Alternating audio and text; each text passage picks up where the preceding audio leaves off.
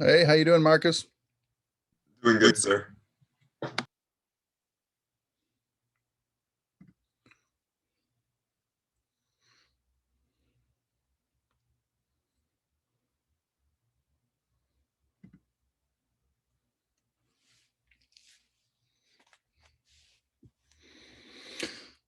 Oh my goodness. All right. Oh, Alan's got the fisheye going on today. I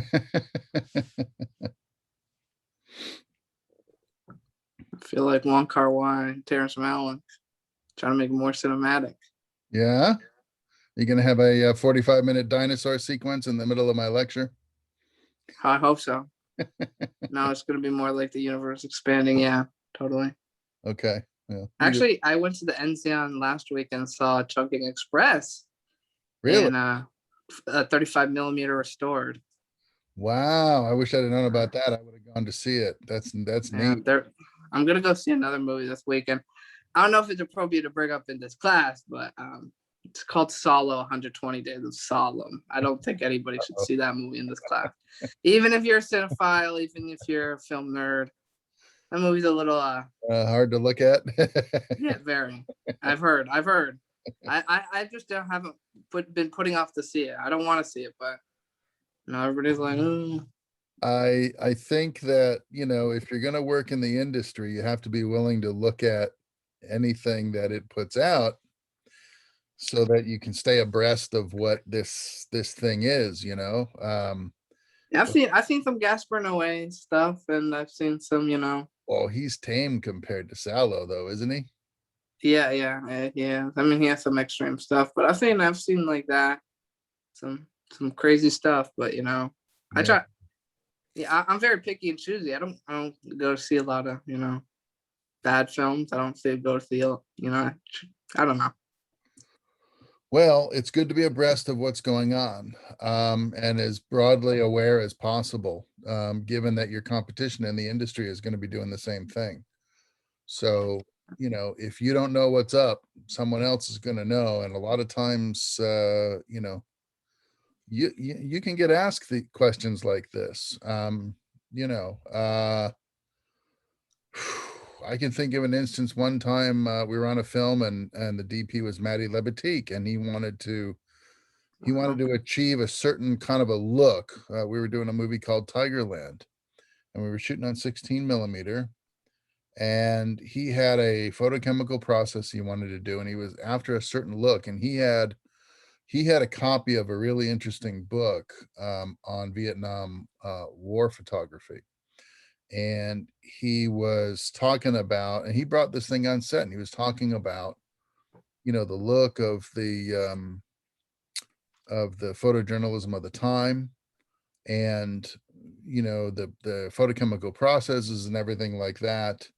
And he was and of course I was familiar with those things, and so I asked some very pointed questions about the looks that he was going for, and the grain and the contrast resulting from gamma development, and the types of things that he was looking for in the reportage photography. And he was very interested in and impressed with the fact that there were people on the crew who understood what these things are. And so it made the relationship a very kind of a close one for the duration of that film, which was kind of nice, because it meant that there was, here was a guy that was looking for, some very specific results, and was happy to share some common intellectual ground. And that's kind of rare too, I must admit. But if you're not aware of these things, if you don't do your own research and do your own study, and be proactive, and that includes looking at a lot of stuff, and some stuff that you might not prefer to look at, in terms of the types of movies or the style or whatever. It's still important to know. I mean, I've had directors ask me, we want to light this movie in a way like so and so did such and such a film, and they expect you to understand what they're talking about. And if you don't, they start questioning whether or not you're the right person for the job, or whether or not the working relationship is going to be productive the way they expect it to be. So, I mean, this is the life of being a professional filmmaker, is know what your peers, your competition are doing. Or even the people that you work around that you may not be in competition with necessarily, but you collaborate with on a particular film. Know what they're doing, know what their style is, know what the results that they are going for, and have your own point of reference on that information so that you can be a more effective collaborator with them. Well, that's the end of my diatribe. Okay, it looks like we probably got everybody that's common. Really quick, I want to read through the list of names because my earlier Zoom did not print out a report for me. So I have with me today Alan Sowersby, Alyssa Burnett, Carson, Jacob Gardner, Kevin Drum, Lucas, Marcus, Nicholas Dwyer, Nina Garcia, and Trinity Severson. And those are the folks that are with me in this particular lecture. So having said that, I can now share my screen. No, Andrew. Where's Andrew? Yes, where is Andrew? That's interesting that you point that out. He's not here today. Well, maybe he'll show up late. Let's see what happens. I was gonna tell him that I liked his he was going on about the Zack Snyder cut. Yeah, he was. And I Yeah, enjoyed that movie actually quite a bit. we had an extended conversation about that on a private Zoom a couple of weeks ago. He's very passionate on that subject, and I applaud him for his level of commitment to that concept. All right, so here we are. We're going to do color theory today. It's part of my sort of 3-week package. So we had exposure, right? And then depth of field. And now this is kind of part and parcel with those other two topics. It's color theory, and it's just sort of the rest of the conversation that we started a couple of weeks ago when I talked to you about color science, and when we talked about the sensor and how it sort of samples color and creates the color rendering matrix, whether we are 8-bit, 10-bit, 12-bit recording, color science, and so forth. And this is kind of the rest of that conversation. No math, don't worry, in case any of you are still reeling from the exposure portion of the show. It's more conceptual, and it's I think a more relaxing conversation. If you have any questions, feel free to shout out to me, and I'll just sort of proceed through this. It doesn't take very long. I shouldn't have to hold you here for a painful amount of time. So let's just dive in. So today I want to talk to you about color theory, and it's kind of now going to be a segue conversation leading us into lighting, which is going to come next. So it's lighting from the point of view of color theory. Okay, I'm not going to dive too deeply into the color expression that you might have looked at when you were in art class, although I'm going to touch on it a little bit so we can draw a couple of parallels. And speak of the devil, here he is. Dun, dun, dun. Welcome, Andrew. We were just wondering where you were. So Andrew is now with us, and we are complete. We are a quorum. So here we go. My quick little outline for today's discussion is color theory in terms of visible spectrum, primaries, secondaries, and so on, tungsten versus daylight, and the Kelvin temperature scale. Okay. So bear with me. Some of my lecture today has been taken from Harry C. Bach's 4th edition Lighting Technician's Handbook. I have embedded for you folks in web courses a PDF version of his 2nd edition, the same 2nd edition that they used to give us when we joined 728 in Los Angeles. You got a free copy of Harry's book on set lighting techniques if you were accepted into the union and paid them the $5,000 initiation fee. You got the book. Nice.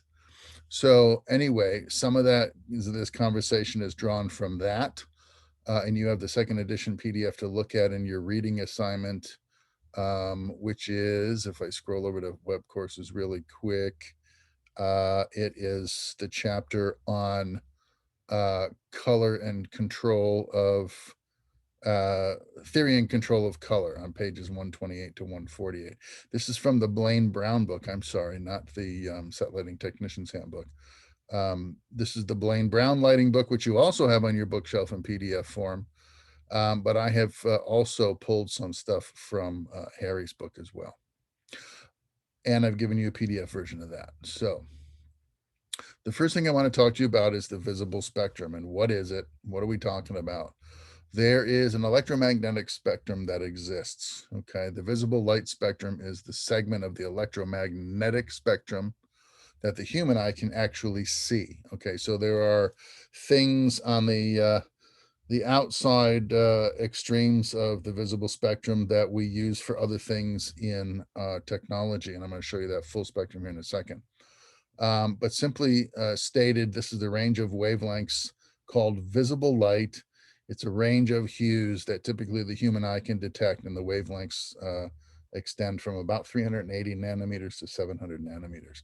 And essentially, if you looked at the scale here, you've got deep red through violet. Okay, and then on the near side of the visible spectrum, on the high frequency side, we have ultraviolet, and on the low frequency side, we have the infrared spectrum as well. Okay, so if this is the visible spectrum, then there must be a larger spectrum out there in existence, and there is, and it's called the EM radiation spectrum, or the electromagnetic radiation spectrum. Okay, and extends all the way down here from delta and gamma rays through X-rays, UV, the visible spectrum, then the infrared, microwaves, radio waves, FM long and AM short, and then long radio waves like maritime radio, police radio, military band, satellite band, and so forth. Okay, so these are all part of the electromagnetic spectrum. This little narrow part right here is the part we're concerned with. Okay, it's the colors of the rainbow. It's the stuff our eye can see, and it's the stuff that we have to deal with when we are dealing with motion picture lighting. Okay, all righty. So, wavelengths of visible light. Isaac Newton, back in 1665, found a prism. He found a couple of prisms, actually. And he saw that if he held that a prism, a glass prism, up to a spectral light source, if he could get the light to shine through the prism, that he could witness the separation of the white light into its component frequencies. Okay. So it was a refraction that was taking place inside of the prism itself that was in effect separating out each layer of the white light component into its principal parts based on the frequency and the reflected angles that the light took through the prism. Okay. The full spectrum of light is visible. Who's this? Andrew again. As light travels through the glass, the wavelengths separate into the respective colors of the rainbow because each color is a different frequency. Okay. And that's describing its wavelength. I'm going to show you here in a second. Violet being the shortest of the wavelengths, around 380 nanometers, and red has the longest wavelength at about 700, 720. Okay, let's check this out really quick. This is just a minute, and this is a little blurb on the Isaac Newton thing.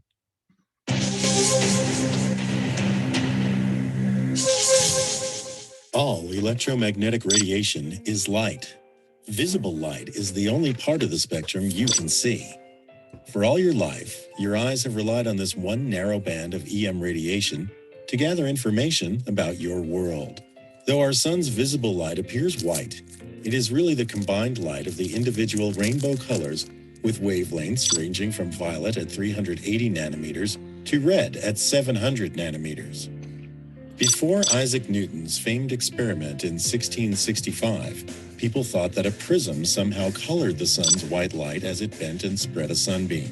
Newton disproved this idea by using two prisms. To show that white light is made up of the bands of colored light, Newton used a second prism to show that the bands of colored light combine to make white light again.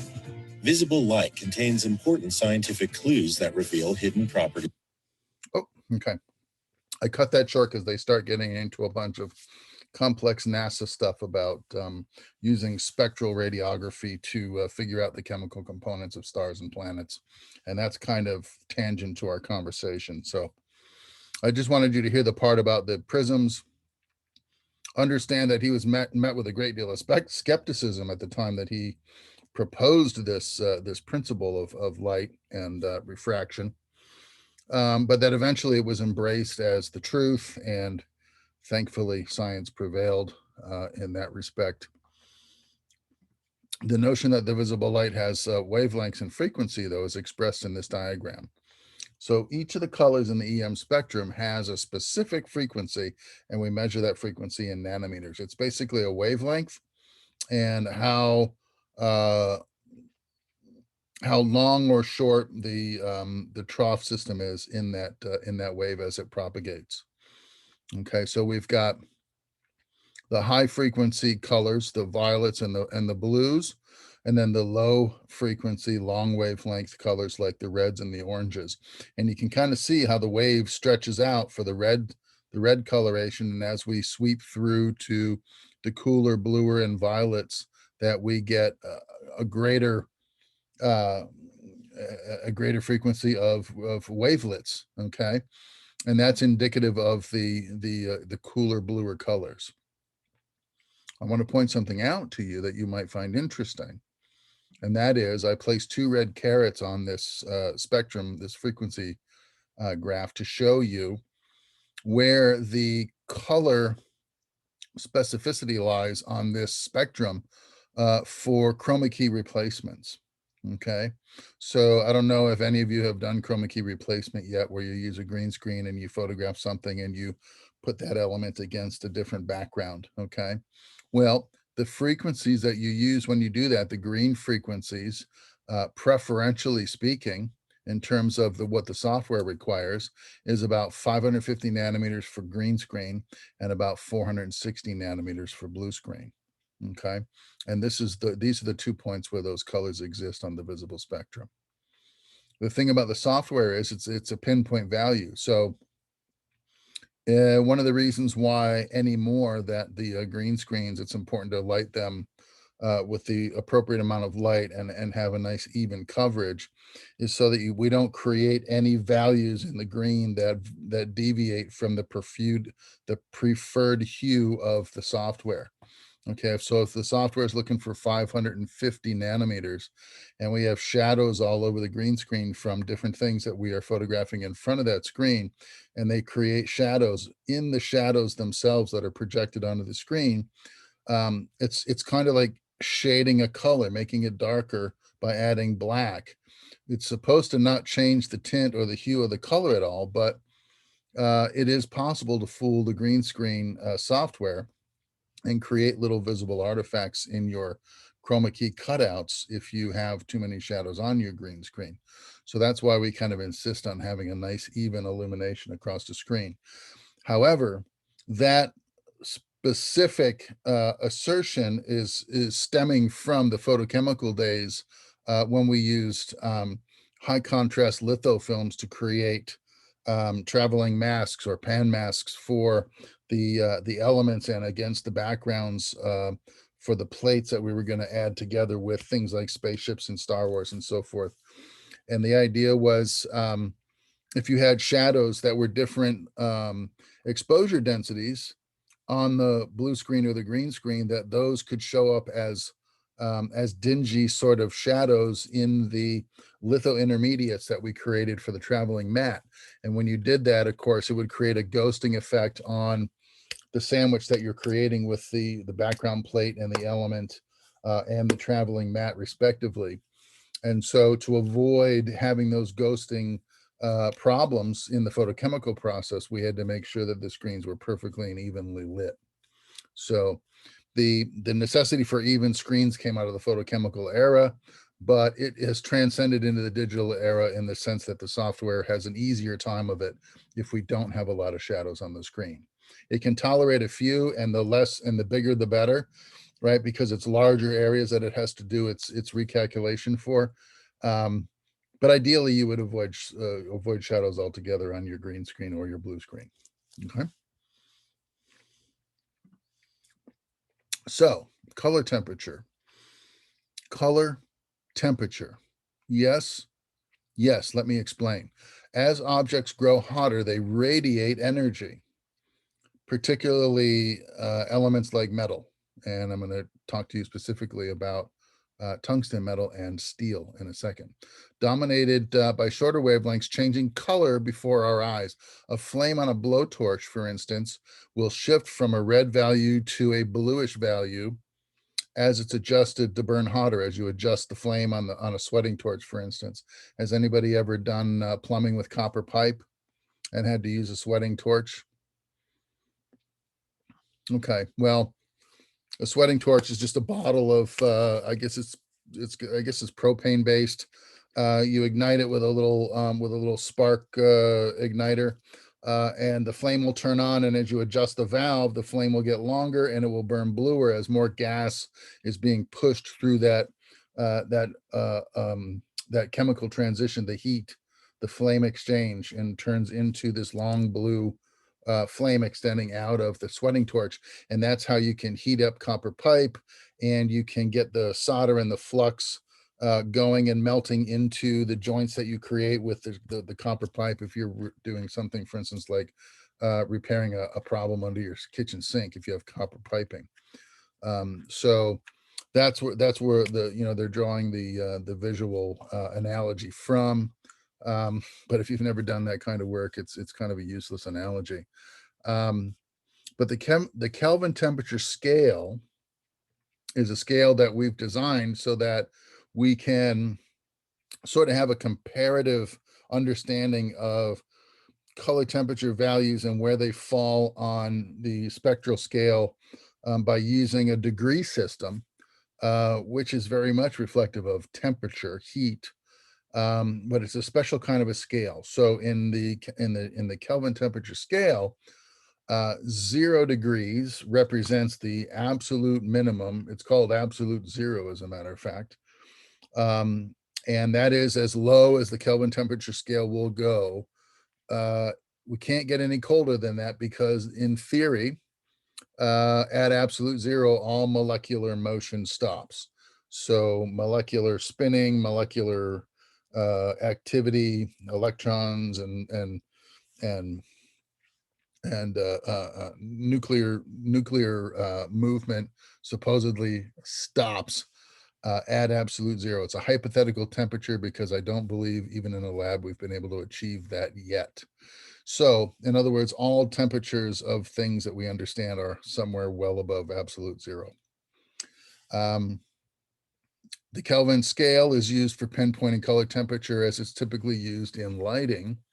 In a lighting application, Kelvin temperature represents the color temperature such as white, blue, or red light. Okay, that relates to the physical temperature of an object. And why do I keep saying physical temperature? Because in the original experiments that were done that helped derive the Kelvin temperature scale and concept in the first place, it was noticed by somebody that when you make steel, for instance, you have to heat it really, really hot to get the aggregate components to melt and blend together into this metallic soup that, when you skim out all the byproducts and impurities and let it cool, becomes steel, right? So it was noticed that, when the steel gets hot enough to melt, it also glows, an orangish red. And that gives off light. Okay, so in the furnaces and smelting factories across Europe where they're making steel, somebody came up with the notion that if you heated steel hot enough, that it would start representing a broad range of color between deep red and blue as it got hotter and hotter and hotter. And so somebody set out to find out what those limitations were, and they came up with the color temperature scale. So basically what they did was they took a control, a 1 meter rod, okay, made out of steel, and they started heating it and superheating it So they heated it well beyond normal tolerances. Like, these are particular kinds of furnaces that burn well above what a bonfire will burn at. Okay. So in other words, you can't make a campfire and melt steel. Okay. It doesn't get hot enough. You have to combine elements. You have to stoke it. You have to control it in a convective sense. There's a lot of things you have to do to a heat source, particularly flame, to get it to burn at the temperatures that are going to heat steel beyond, say, 2,500 degrees. So your average light bulb, for instance, if you burn an incandescent light bulb in your lamp next to your sofa in your living room, that bulb's probably going to burn somewhere around, I don't know, anywhere from 700 to 1,200 degrees, let's say, depending on the wattage of the bulb and whether or not the bulb can breathe through the lampshade and so forth. Lead melts at around, I guess, 7 or 8, somewhere between 700 and 800 degrees Fahrenheit. And some of the motion picture bulbs that we use can get as hot as, a couple thousand degrees, depending on what fixture we're talking about, the wattage of the lamp, and how well or how efficient the fixture breathes or allows airflow to come through the fixture and keep the bulb cool as possible. So the temperatures we're talking about are well above that. Okay. So if you heat a 1 meter steel bar and you can get it to 3,000 or 3,200 degrees Kelvin, you're going to find that steel bar is so hot that it physically has changed to a bright orange color, and it's giving off a measure of light that, it's measurable by a meter. Okay. By a light meter, for instance. Okay. So, and the color that associated with that level of temperature is 3,200 degrees. So when we talk about incandescent lighting, like, the lamp next to your sofa in your living room, or some of the theatrical lighting that you might see on stage at school, in the theater department or in the film department, the stuff that looks kind of orangish in color when you look at it in competition with a light source that shows you outside daylight, you can certainly detect that it's orange in color. This is that 3,200 Kelvin kind of lighting I'm talking about. Did you ever go out for a walk after sunset, maybe, or in the evening, and as you're walking down the street, maybe you've got the mercury vapor lights lighting up the street every once in a while, and you get a puddle of metallic blue-green light. But as you walk past the houses and stuff, you can see people inside through the windows, and everything looks kind of orange and warm and inviting, right? That's the color of the interior lighting. That's the incandescent light sources that they're using inside the house to illuminate the living space while the sun is on the other side of the planet, right? So the color that we associate with interior lighting is that warm orangish reddish color, right? And then we can talk about a specific orange color when we talk about 3,200 degrees Kelvin, okay? Because that is a specific reference point that I want you to remember, okay?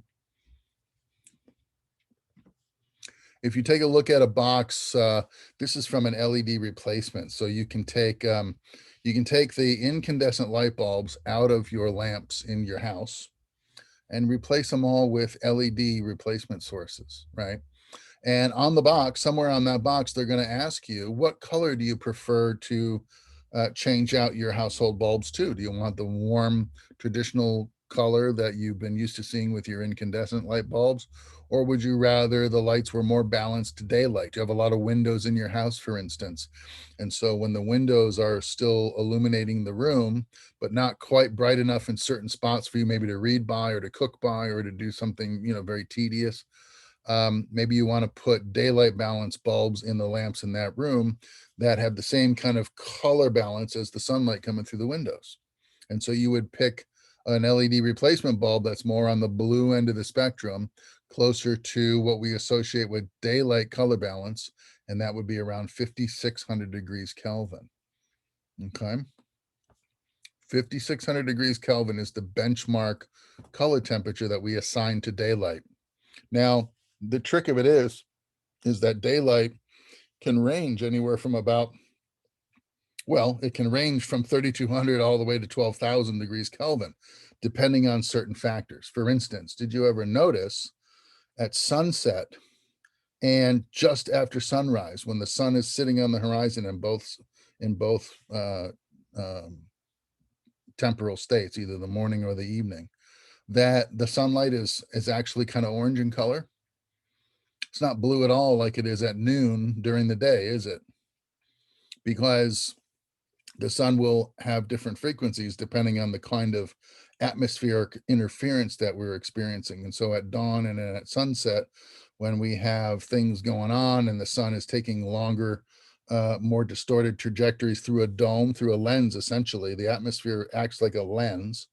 And so you get more direct rays at noon and at the high points in the sun's angle during the day, which don't impair the flow of the high frequency light to come through the atmosphere. But in the early mornings and stuff, some of those high frequencies are filtered out by mist, fog, pollution, dust in the air, whatever. Okay. And so what ends up happening is only the long frequencies penetrate the atmosphere. And so at those times of the day, the sun is more orange than it is when it's noontime, and the sun is more blue in color. Okay. The sun in the open shade under a big leafy tree at noontime on a cloudless day, the color temperature within that shadow space could be as high as 12,000 degrees Kelvin, which would be a distinctly blue cast to images that you took with a camera, either a digital or a film camera, doesn't matter.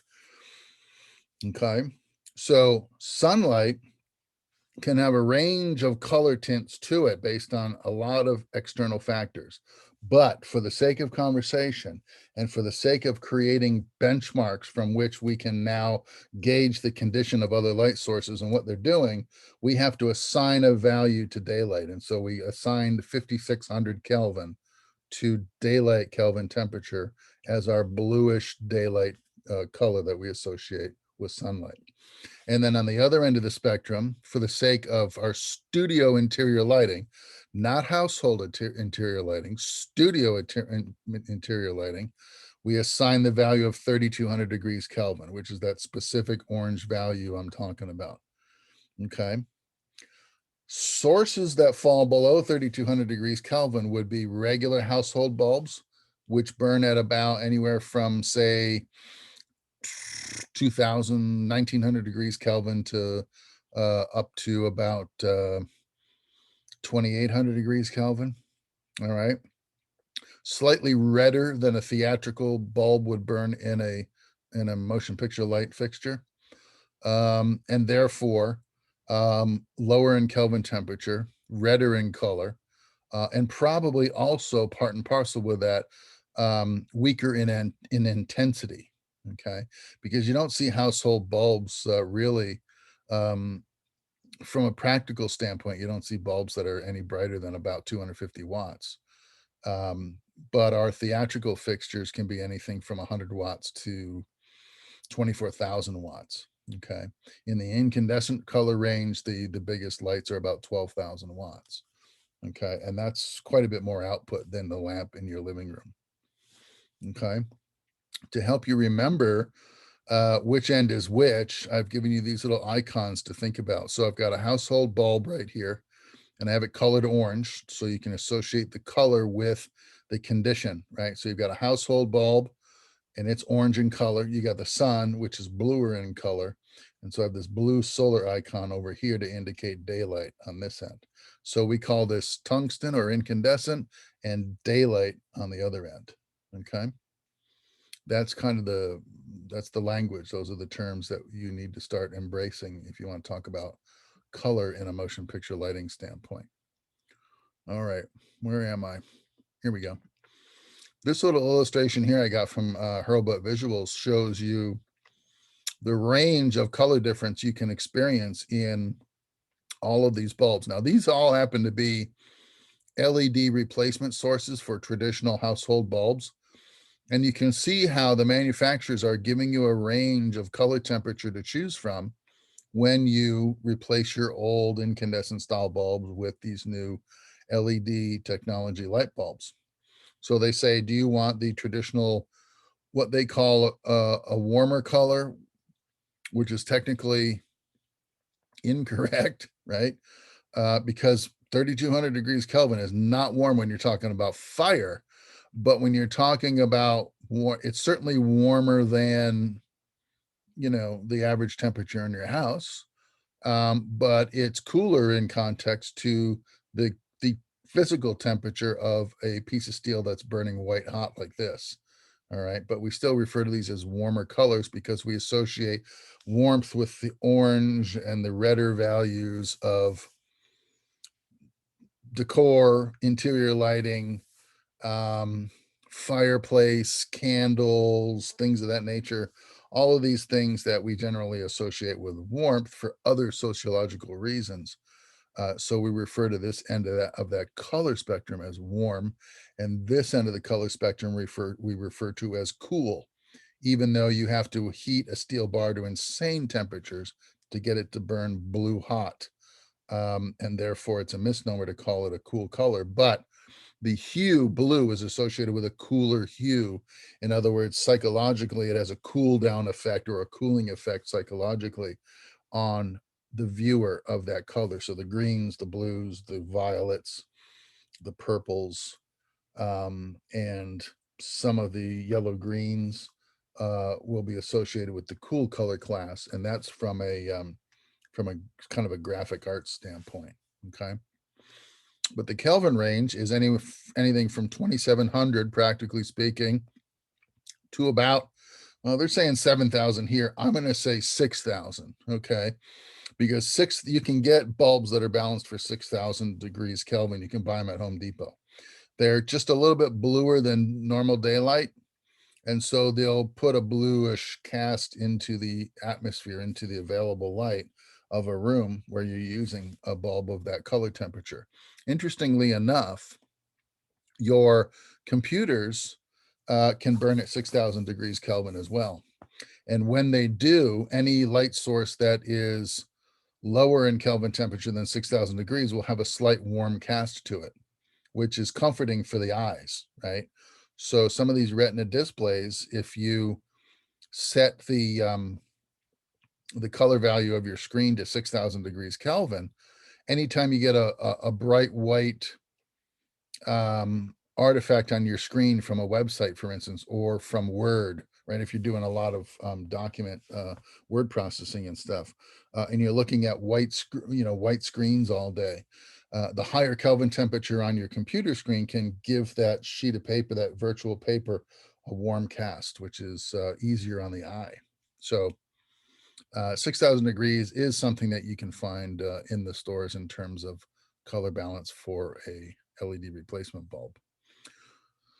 Just for your information, we talked about candles and candles being kind of warmish, right? Well, candlelight is kind of warm in context to other light sources. If you look at a candle or a group of candles in a room where there might also be an incandescent lamp burning, the lamp will appear whiter in color when your eyes see the lamp and the candles at the same time. So the candles are burning at about 1700 to 1900 degrees Kelvin. Sometimes lower. If you got a single wick candle, it can burn as low as maybe 1,200 degrees Kelvin. And then if you have a thick wick, a double wick, or a triple wick candle, they'll burn brighter. And so they can be upwards of about 1900 degrees Kelvin. Okay. So I mentioned the human eye. And interesting thing about the human eye is it does something that our cameras and our light meters and our lighting instruments and things cannot do, which is the eye wants to auto-correct all of these differences in color that we see. If we see multiple sources in our field of view at the same time, the human eye is going to try and equalize that playing field and make everything kind of the same color. Or you can train your eye to actually see the differences in color to the point where if you have street lights in a shot and you have lamps in a shot and you have computer screens or phone screens in a shot, you can train your eyes to get used to looking at the differences in color and actually see the differences in color values. Like a cell phone in a dark room, if you were sitting in a darkened room on the sofa looking at your cell phone or a tablet, and there was a lamp across the room in the far corner, but we can see it in the frame. And then outside the window through a thin set of shears, we can see a street light burning on the sidewalk outside your apartment, right? That street light might be burning mercury vapor, which is a blue-green color, or it might be sodium vapor, which is a real kind of what we call a moldy pumpkin yellow color. The lamp in the corner of the room might be 100 watt or a 60 watt or maybe a 40 watt light bulb, and it will have kind of an orange cast to it. And then the light coming out of your cell phone or your iPhone or your iTablet, your iPad might have a blue tone to it, right? And you could capture all those tones, for instance, on your digital camera, because the camera doesn't have the ability to try to balance all those values together and make them all one white neutral source, right? So we have to manage the color of our sources to make sure that our cameras can render them properly. One of the ways we do that is to make sure that if we're using interior lighting for filming or digital cinematography, that those lamps are balanced for 3200 Kelvin, because every digital camera that we have has at least 2 color temperature presets or CCT presets. Okay, 3200 and 5600, one for interior lighting and one for daylight lighting outside. So if we set the preset CCT on our camera to 3200 Kelvin, we got to make sure that all of our lights are color cast in that direction of the spectrum. And if we go outside, flip the switch from 32 to 5600, now it's balanced for the sun. And if we take any lighting with us outside to use while we're filming outside, those lights need to be balanced to 5600 Kelvin, because that will be the color of the sunlight you're experiencing on set outside. Okay. So here's my conversation on CCT. Corrected color temperature, CCT. Okay. Color balance is basically all it is. And when I say color balance, that means that however your camera is set, whatever CCT your camera is set for, whether it's 3200 or 5600, the lights that you're using to illuminate your scene and your subjects is balanced to that camera setting. Okay. So proper color balance involves the output of our light fixtures matching the recording condition on our camera, the CCT recording condition. Interior tungsten lights, CCT 3200 set on the camera, and we'll get neutral lighting tones that are, we call it white light at that point, neutral, no color bias, right? And then if we go outside, the same thing has to be true. The lights, the sun, and the sun have to balance the CCT of the camera setting 5600 Kelvin. The color component of light of a light source is quantified by its color temperature.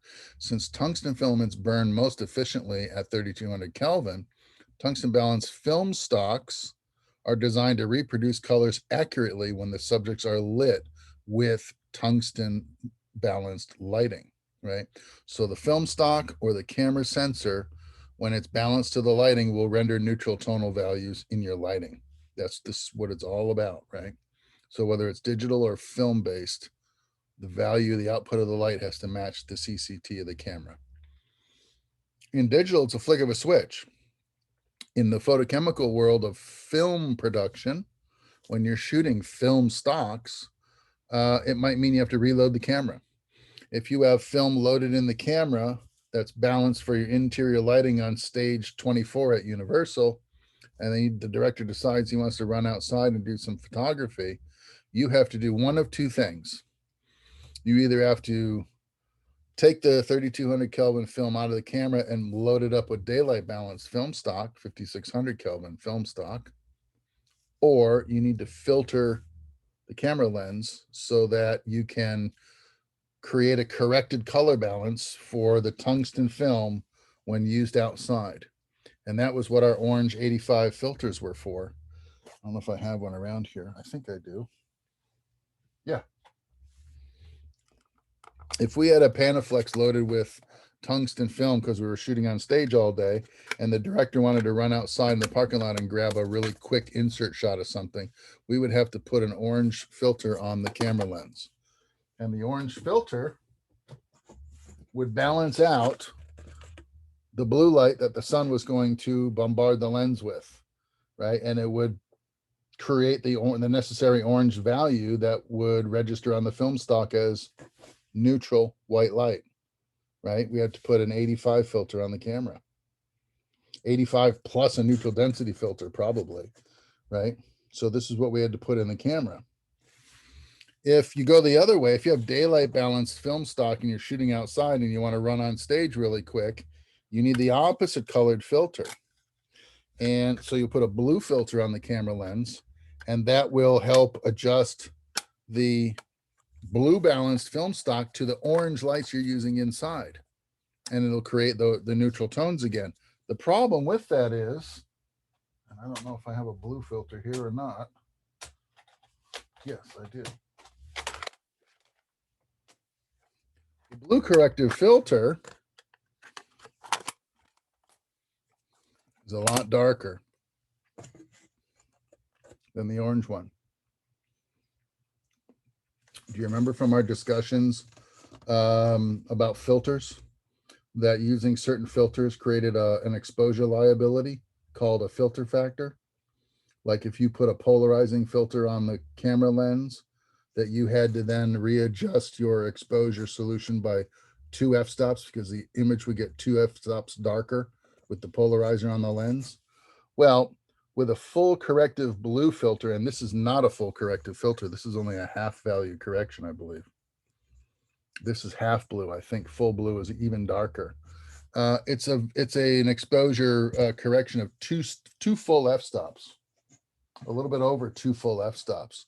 So if you had daylight balanced film stock and you ran inside on stage, not only was it darker on stage and the lights aren't nearly as bright on stage as they are for outside, but you're also darkening your images by 2 or 2 1/3 stops, which is a problem for practical exposures rendering normal images. So while it's okay to take tungsten balanced film stock outside and throw an orange filter on and correct it for daylight, it's not a good idea to take daylight stock inside and try to shoot under tungsten lights because you lose too much in terms of exposure correction as far as the filter factor is concerned.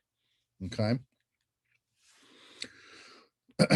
Today's modern digital film cameras, on the other hand, can be adjusted very quickly, and they're sensitive to a variety of CCT values, anywhere from below 3200 Kelvin, actually, with a preset at 3200 and then a preset at 5600 and beyond. You can set digital film cameras a lot of times as high as about, I think about 7,000 or 8,000 degrees Kelvin is about as high as you can go. When you do that, any daylight source burning at 5600, when the camera is set at 7,000 degrees Kelvin, is going to have a warm tint to it. It's not going to appear perfectly neutral or white because the camera is set at a much higher bias, and therefore 5600 Kelvin, which would ordinarily look blue to our eye with tungsten film, would look slightly orange with a camera set to 7,000 degrees Kelvin. Does that make sense to you? Let it marinate. This is what we're after, though. Orange and blue, orange and blue, orange and blue. Did you ever see that music video about the Chicago Bears? Orange and blue, orange and blue. So this is it, right? Boo Orange and Bears.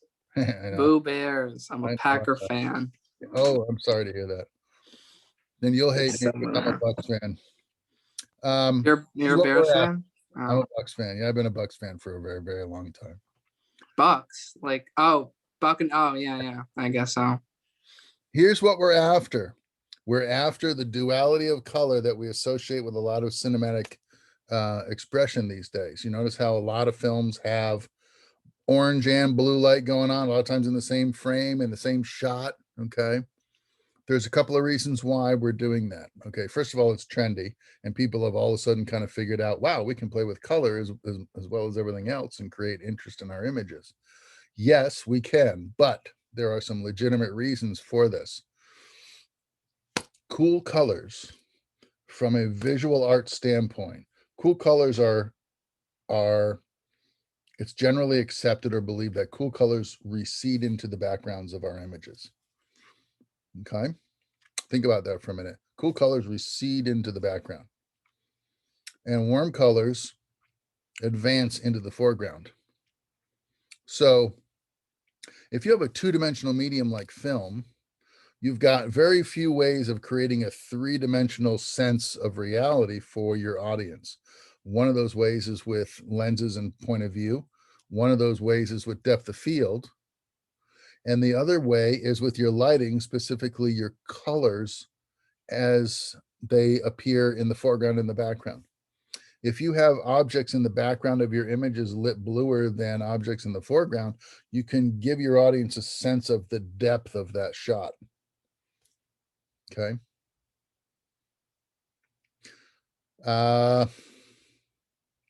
Anybody here from a state that has mountains in it? This is so hard in Florida because it's so flat here. If you've ever, go ahead. Well, I've had family who's lived up north, who's lived in the mountains. I don't know if Illinois has them, but I have. Oh, family. Illinois got them a little bit, you know. Yeah, so I have family up in Not Illinois, really. Effingham, that lives up there. Did you ever go visit them? I've never lived in Illinois, but I've been to Arizona, Colorado. Did you visit? You've been there, right? Yeah, I visited the land of Lincoln. Who else? Who else? I lived in Colorado for about 6 months when I was younger. Okay. Did you ever stand outside in a place with mountains like Colorado, and maybe it's late in the afternoon, early evening before sunset, and you can see the mountains in the distance, and the mountains are kind of getting hazy? Yeah. And they're getting bluer in the distance. Mm-hmm. Yeah, I think I saw that with North Carolina as well. Background. Those mountains deep in the background are receding, and therefore they have a bluer hue to them, right? Mm-hmm. Shorter frequencies, bluer light. And then anybody standing in the foreground that you're talking to, it has, you know, what you perceive to be neutral light on them, even though your eye is compensating for what will be late afternoon sun, which is technically warmer. And because that sunlight is warmer, the contrast between the warmer late afternoon sunlight that your eyes are telling you your subject is lit with, and it's neutral, makes the stuff in the background appear blue to your eye. And so the mountains in the background are blue, right? So this is what we're doing when we light our subjects with blue light using an edge light like we have here on this young lady. You see how the right side of her face, she's just got a little kiss of an edge light here on her cheek and on her eye socket here. And it's a thin blue edge, right, from a background light.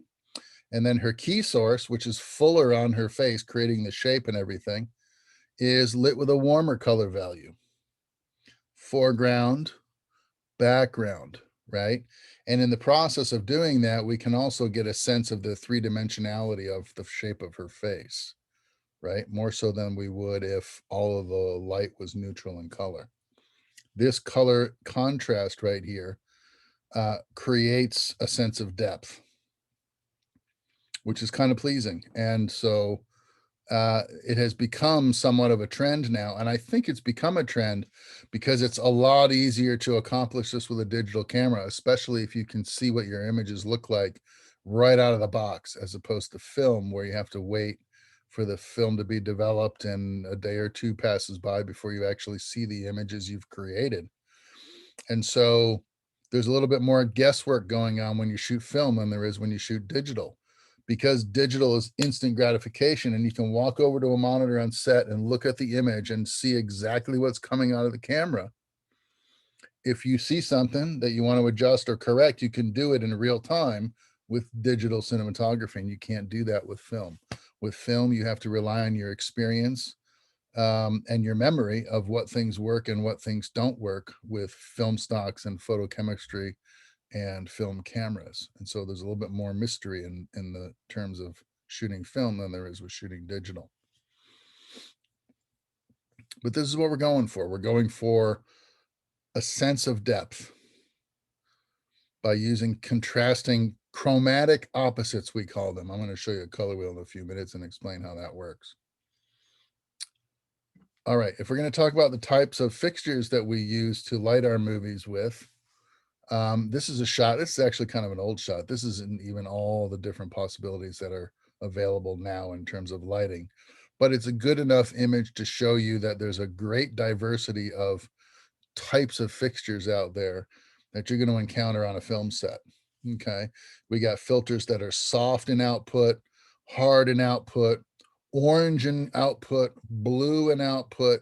Okay, and we're going to mix and match these based on what we're doing, based on what we're lighting, whether we're on stage or on location, whether we're talking about daylight or whether we're talking nighttime shots, interior shots, exterior shots, day and night. Okay, we mix and match these color sources to do things like this, you know, creating color contrast, or simply to balance everything and make it neutral white. Okay. If I want to know what color is the output of a light source I'm using, especially on set, there's a couple of ways I can do it. I can use a color meter. I've got a Minolta color meter right here. This is a little bit older than the current style of Minolta light meters, but this is a color meter. And what it'll do is it'll tell me the color of a light source if I turn it on. And I have a little sort of LCD readout right here. You see that little K right there? That's for kelvins, right? I got a little actuator button right here, which is my reading button. Now, I have a key light over my head, right? It's one of those roll up LED mats and it's balanced for daylight. So 5600 Kelvin should be, right? I can take my color meter and I can stick it into the output of that light, push the read button,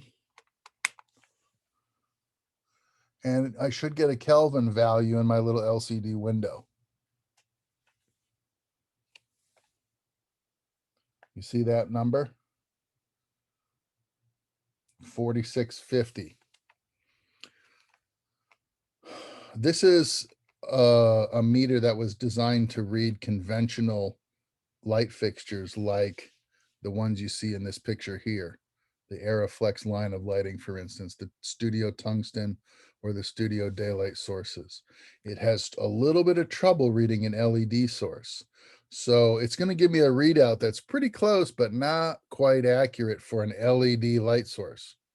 The reason is because there's more than just orange or blue light coming out of an LED source. All of the colors of the rainbow are coming out of an LED light source. And so this is tuned to blue, orange, cyan, magenta, and yellow, and that's it, right? And so it has sometimes a hard time effectively giving me an accurate reading from an LED. But if I have an incandescent source here, like my little desk lamp, if I stick my meter into that and take a reading, 2330. That's pretty close to 2400 degrees Kelvin, which is what I told you that regular household lights burn at. Anywhere from 1900 to 2400 Kelvin, right? Here's my little tungsten desk lamp, 2330. And I know that that's fairly accurate with this meter because of the kind of light source that it is. If I want to read my LED light source, I'm going to get a more accurate reading out of something called a handheld spectrometer. Handheld spectrometer is going to give me this kind of information right here. So it's going to show me the full spectral readout of the light source, and then it's going to show me a prevailing value, and that prevailing value is the prevailing color of the output. So I have here a handheld spectrometer. If I turn it on, it has to boot up because it's really more computer than anything else. My color meter is really just a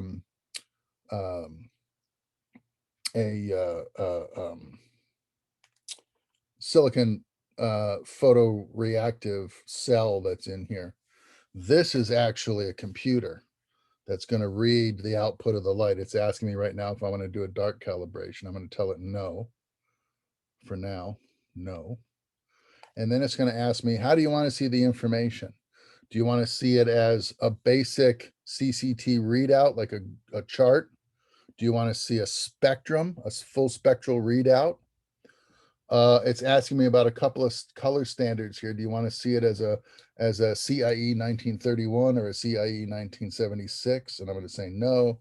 And then there's some other options where it tells me if my batteries are good or not, and so forth.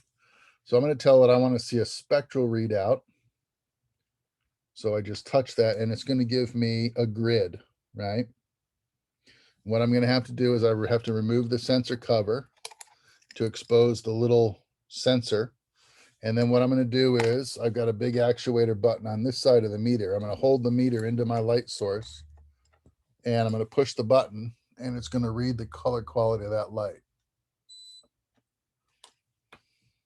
And it's going to show me a spectrum that looks like this. Okay. Does that kind of look like one of the spectrums you see here on the screen? Kind of looks like this one, doesn't it? Except there's one odd peculiarity. This one is going straight across in this section of the histogram. And over here, we have these gently rolling humps on the spectrum here. Okay.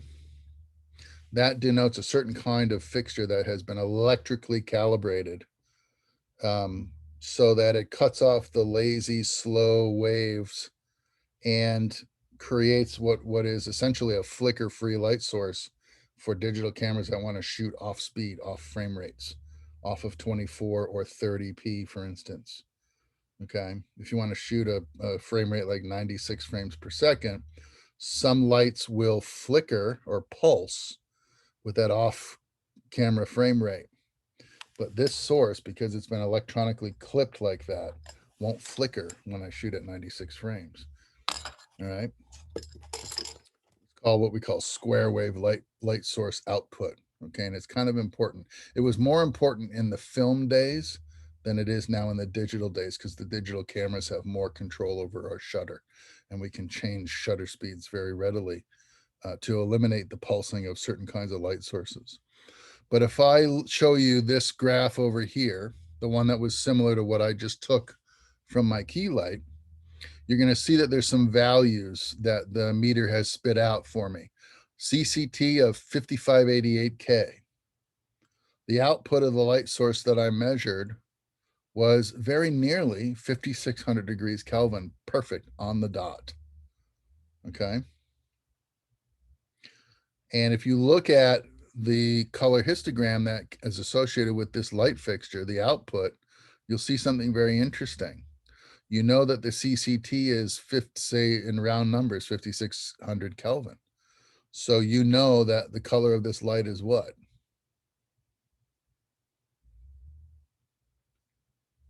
What color? Daylight. And what color do we associate with daylight? A whitish blue. Blue. Bluish, yeah.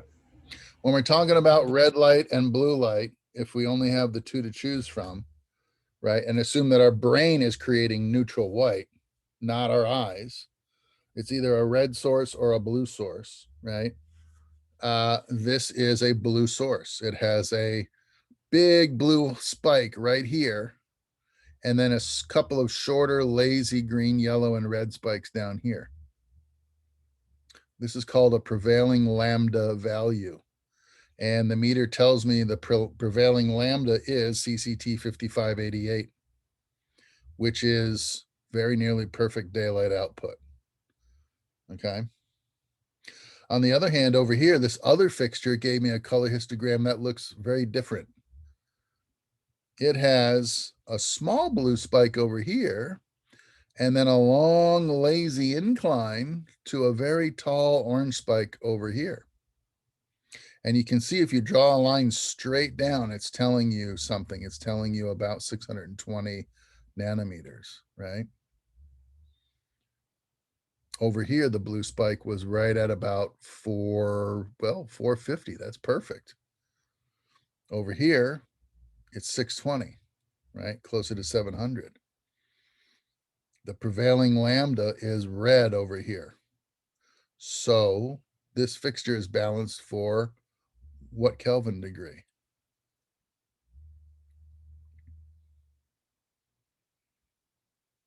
If it's red in color, what Kelvin degree should it be? 32. 3200. And if you look over 3200. here, look at the CCT value that the meter spit out for that fixture, 3225. You see that right there? The manufacturer came within 25 Kelvin points of perfect tungsten output color. And I can tell you, having worked in the manufacturing side of motion picture lighting for a while, after I retired from set, I worked for Cinemills and I designed LED lighting fixtures for the movie industry. Okay, and I've had conversations with LED manufacturers from Cree and from Philips and from, oh God, there's so many companies out there making LED products. It's silly. But I was told from the manufacturers like at Cree, who actually make the diodes themselves, that it's very hard for them to guarantee a CCT that is more accurate than 150 degrees of tolerance. In other words, if they're shooting for 3200 degrees Kelvin, most of the time that source can come in anywhere from 3050 to 3200 to 3350. And that it's very difficult for them to get any more precise than that. So when I read a light source from a manufacturer that's getting 3225 and 5588 respectively out of their two extremes, I know that that company is doing something really good and really, really right. They're really managing the way they manufacture their LEDs so that the output is precisely photographic. It's the color values that we need desperately so that our cameras can give us the most accurate color possible. Okay. And this little number right here, CRI, stands for color rendering index. Okay. And the color rendering index is a range of values anywhere, practically speaking, a range of values from the high 60s to 100. Okay. 100 being the best, and say 65 being the worst color rendition or worst color output in terms of accuracy, right? So the CRI of this fixture at 3200 Kelvin is 98. That is really, really good. That is a good spec for an LED fixture, 98 CRI. And over here, you can see the CRI of this fixture burning at 5600 Kelvin is 96 CRI. It's a little bit lower. That's because the CRI, the color rendering index, is based on human eye perception of the differences in color. If you had two red objects, let's say, and then you had one red object that you knew was precisely Pantone, whatever that indicates red, 25 or whatever I think it is, right? And the other two, you weren't sure, and you looked at them under a light source. And you know that the one control object is perfect red, and the other two are going to look slightly different. But the one that looks closest to your control red object is going to have a higher CRI than the other one. So what CRI is telling us is the relative color accuracy of the output of that fixture relative to a benchmark standard that has been determined in a lab. Okay, if you look at the Pantone Colors, for instance, if you go online and Google Pantone Colors, you'll see a series of calibrated colors that are considered the benchmark standards. And painters, graphic designers, illustrators, people that work with computers and color values all the time will use Pantone color numbers as their standard to define red, blue, green, yellow, and all the range of colors they work with. Okay. Any of you use Photoshop? Do you ever notice? I was gonna ask you a question about Premiere. Well, let me address this first. If you use your color sampling tool in Premiere or in Photoshop or in Adobe Illustrator, for instance, and you pick a tone in your image, right? And you sample it with the dropper, and it tells you it's red or yellow, right? And then you get a series of numbers for R, G, and B, right? Those numbers are the calibrated numbers that describe that hue perfectly. Okay, and that's what I'm talking about. What was your question about Premiere? Yeah, Premiere, and I don't use DaVinci that much, but I know DaVinci has it.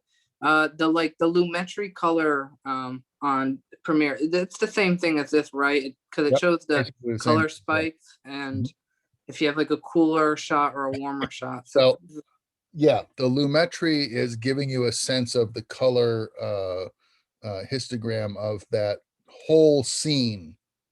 This is telling me just what one particular light is doing.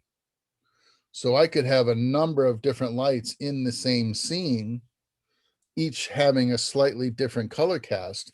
And CRI is one of the ways that I know that I use groups of lights that are all the same kind of reliable accuracy.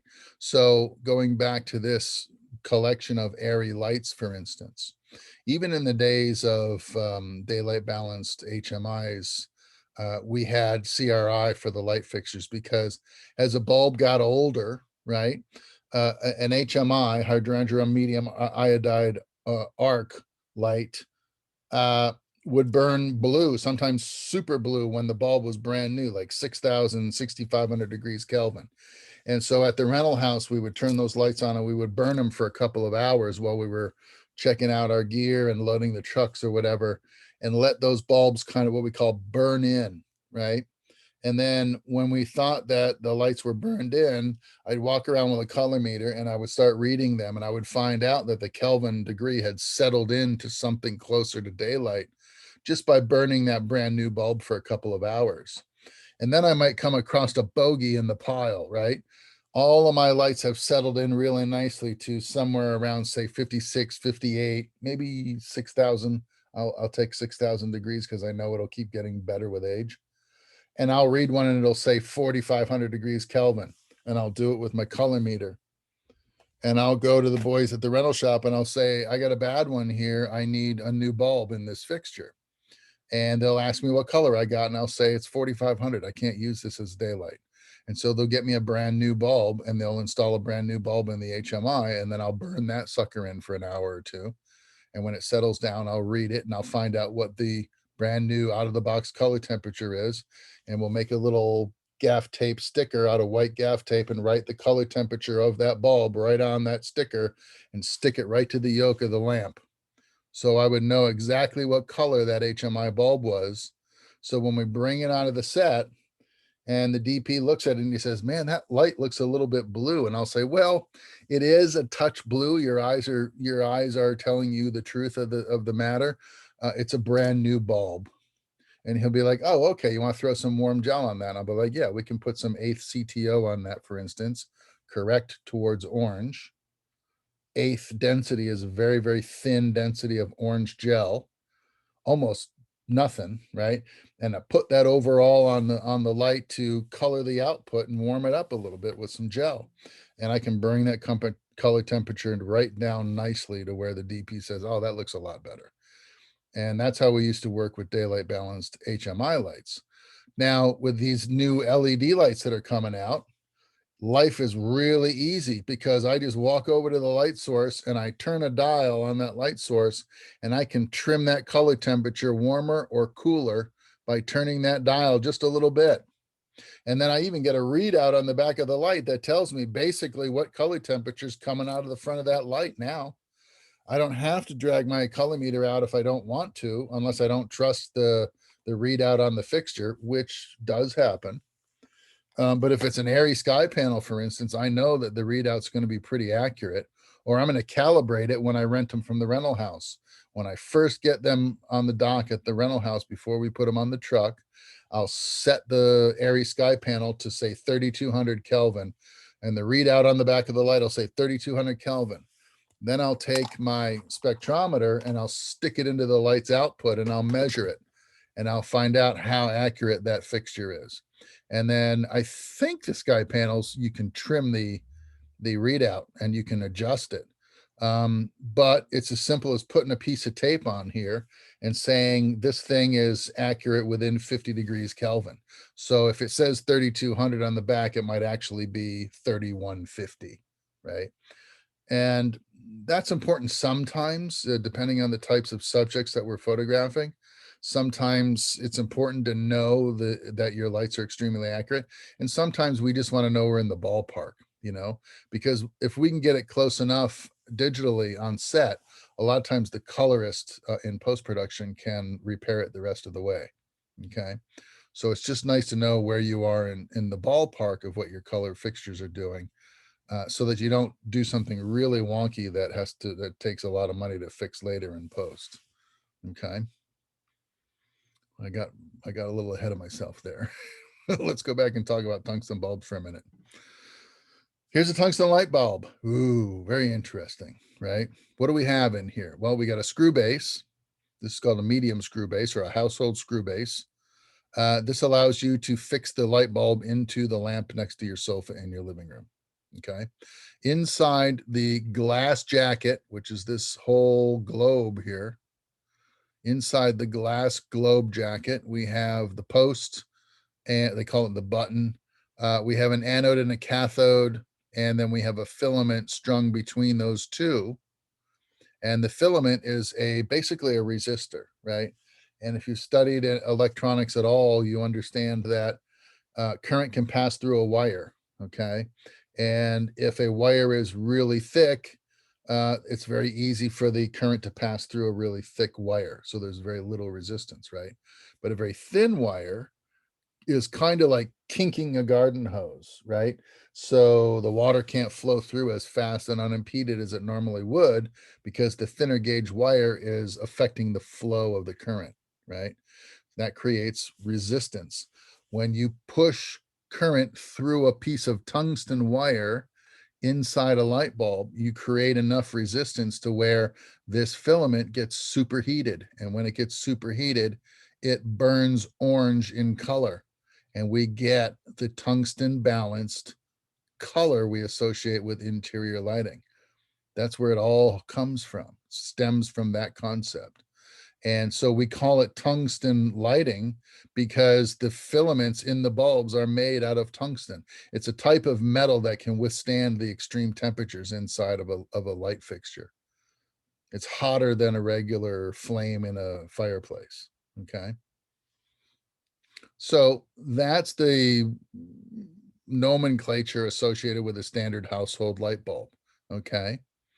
Now a theatrical bulb can also be tungsten balanced, and in other words, orange in color, and it uses a filament. This one's got a very complex filament in it, okay? This is an Osram FKW, which indicates a 300 watt incandescent or tungsten balanced light bulb that burns at 120 volts. In other words, the kind of power that comes out of the sockets in the wall in your bedroom, 120 volts, right? Incandescent or tungsten in color. That's why I give you this little orange icon right here. Okay. It looks a little bit different than a standard household bulb though. It's got a different kind of applicator base. It's got a 2-pin push system. You just kind of push it into the socket inside the light fixture. You don't screw it in like you do the lamp by your sofa. And inside this glass jacket is a gas mixture.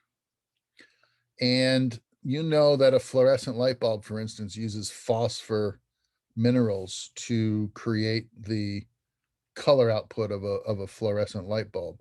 Well, there's also gases inside a tungsten halogen bulb, and the halogen gas is designed to preserve the lifespan of the filament. So a standard household bulb, did you ever change a standard household bulb that had burned out in your, say, your living room lamp? And you look at that bulb, what's it look like when you pull it out of the lamp?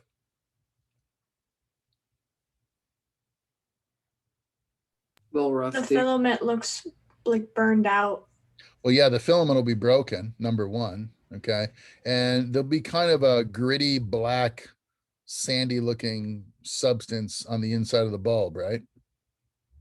That's actually tungsten from the actual filament that has burned off.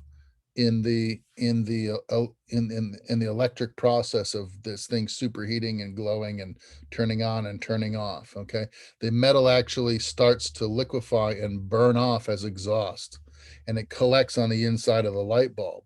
Okay, well, that can affect the output of a bulb. It can make the bulb dimmer over time. It can also, as the bulb gets older, bulbs get warmer in color. So I talked to you about the HMI bulbs at the rental house. They get lower in Kelvin value as the bulbs get older. Well, incandescent bulbs do the same thing, but our human eye psychologically has a greater tolerance for differences in red values in our lighting than in our daylight balanced blue lighting. For instance, if you have a cheap, crappy fluorescent shop light burning on a light stand at the rental house, and then you turn an HMI on that's balanced for daylight, your eye will very quickly tell you the HMI looks blue and the fluorescent fixture out of your garage looks weird, green almost. Well, that's because it has a very impure and interrupted spectral output. There are frequencies or colors missing out of the mixtures coming out of that fluorescent fixture. The daylight balance fixture is using phosphors and gases that ignite and burn at a predetermined color. And the fluorescent light is filled with a bunch of phosphor garbage, basically, that's lucky enough to burn, let alone be color accurate. It's great for the garage when all you're doing is laundry or fixing the car, but it's lousy to use as a photographic light source because it's not full spectrum in its output. It's missing frequencies of color. So the color under that light will never look accurate. And if you photograph it with a camera, the camera will show you just how bad the light output is, the color output of that fixture, by showing you a murky, greenish, kind of dingy looking light. Okay. So the halogen bulbs help us with that color accuracy. They help us keep the filament in service longer.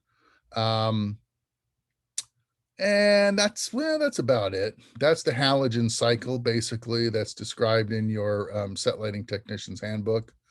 It basically, halogen helps keep the filament useful longer by regenerating the actual tungsten part of the structure right here in the globe, the filament structure.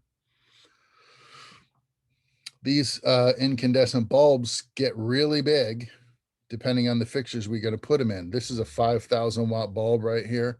And yesterday I had a bottle of water. Here's my water bottle.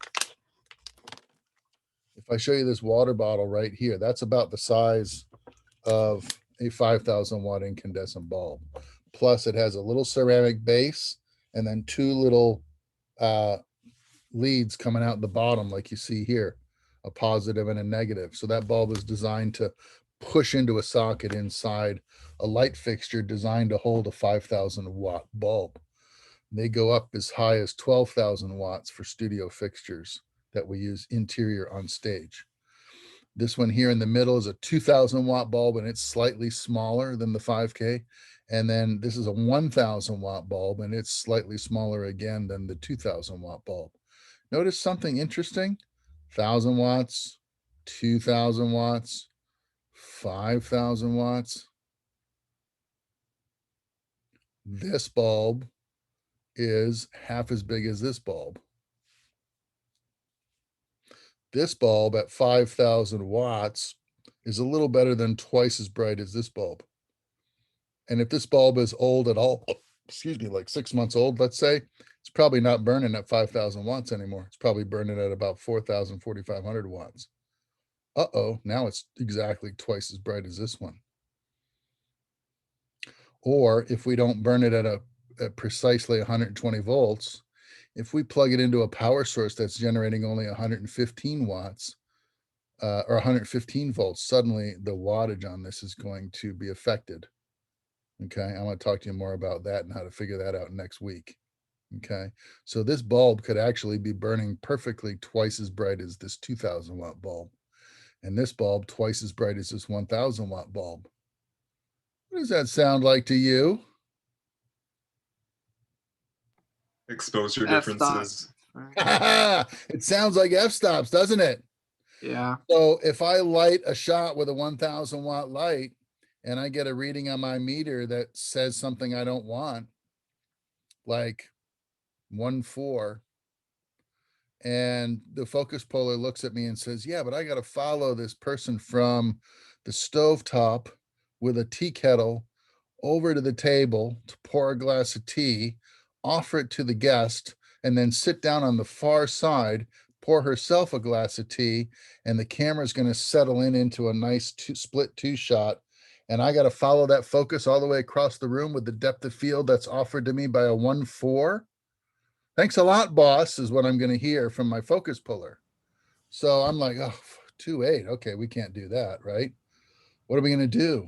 Well, can you get by with a 2?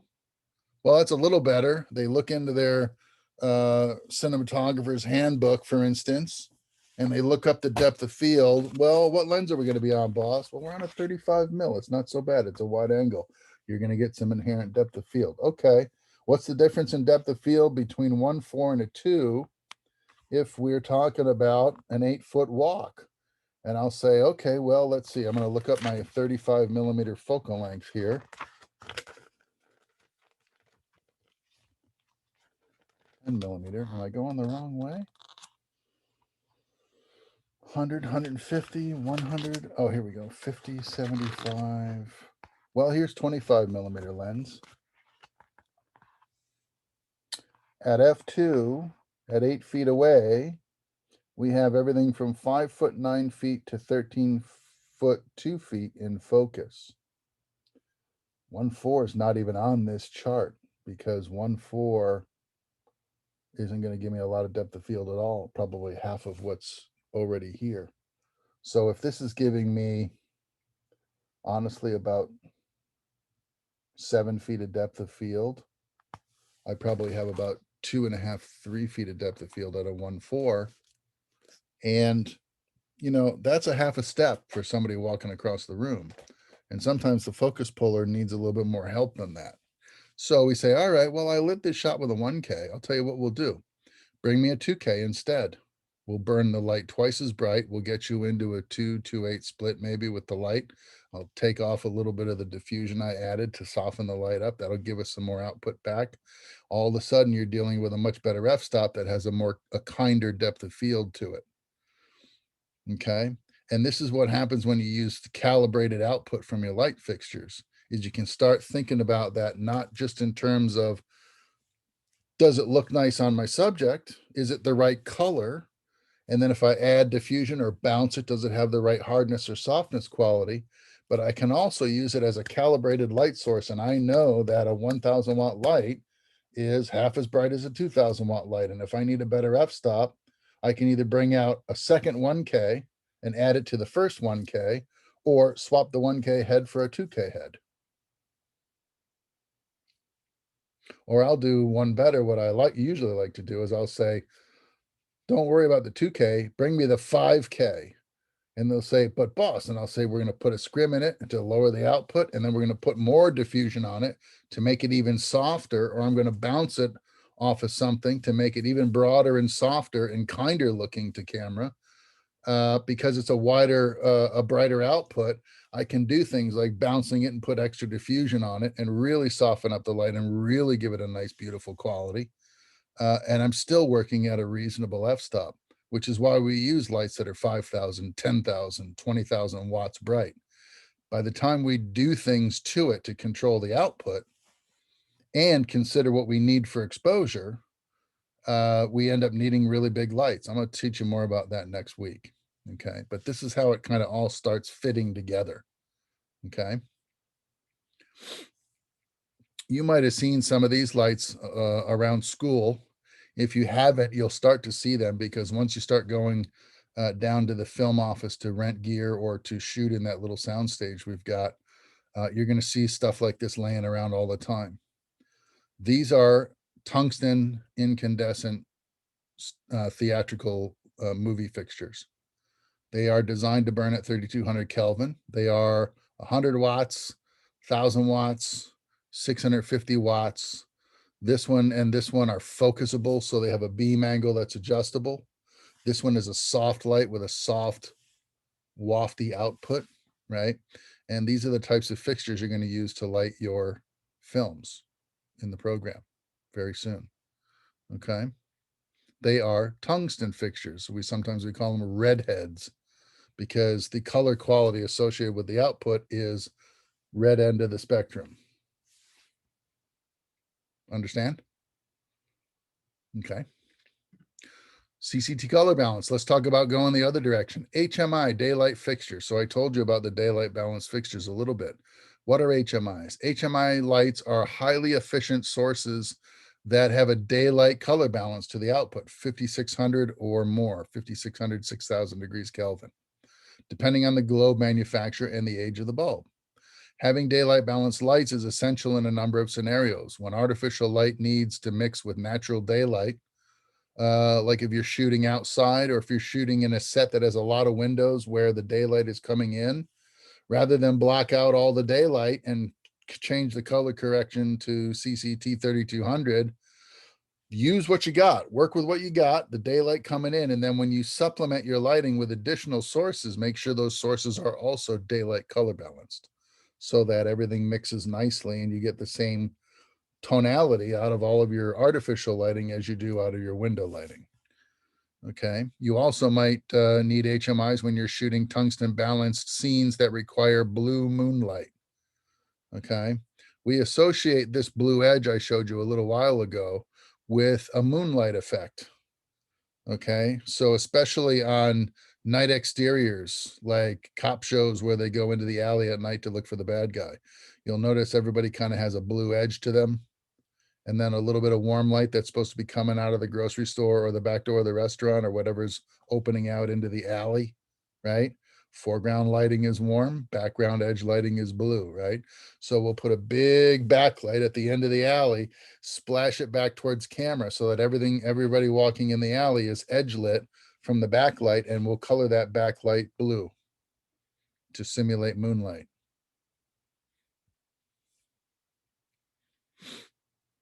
Okay. HMIs are a little bit more efficient than incandescent light sources. Incandescent light sources don't appear as bright as equivalent wattages in daylight balanced fixtures. That's because HMIs recycle a lot of the power that they are drawing from their source, and they're controlled by what's called a ballast. And the ballast will give an HMI light an efficiency of anywhere from 90 to 95, 98%. Okay, whereas an incandescent light source has an efficiency of about 80%. There's a lot of power wasted using incandescent light sources. And the remaining 20% that get wasted from the output takes another form of residual power expenditure in the form of heat. So an incandescent light source gets very, very hot when you turn it on and let it burn for any length of time. So you want to make sure you wear gloves when you handle incandescent light sources that are movie lights and theater lights, because if you touch them with your bare hands, you're going to get your hand burned. Okay. So the inefficiency of tungsten manifests in lights that get very, very hot when we use them. Okay. Now, some would argue that HMIs get equally hot, and they can, and they do, especially the high wattage ones. And that's because the wattages are so high. Anything that burns at 24,000 watts is going to get hot no matter what it is. Okay. So when you're working with motion picture lighting, you're probably going to want to wear gloves all the time, especially if you got what we call the big guns out burning. All right. Here's an HMI bulb. Again, that happened. What's up with that? I got this little icon to indicate it's a daylight balanced bulb. Look at the difference between the HMI bulb and, say, the incandescent bulbs. You see a difference here? What's going on?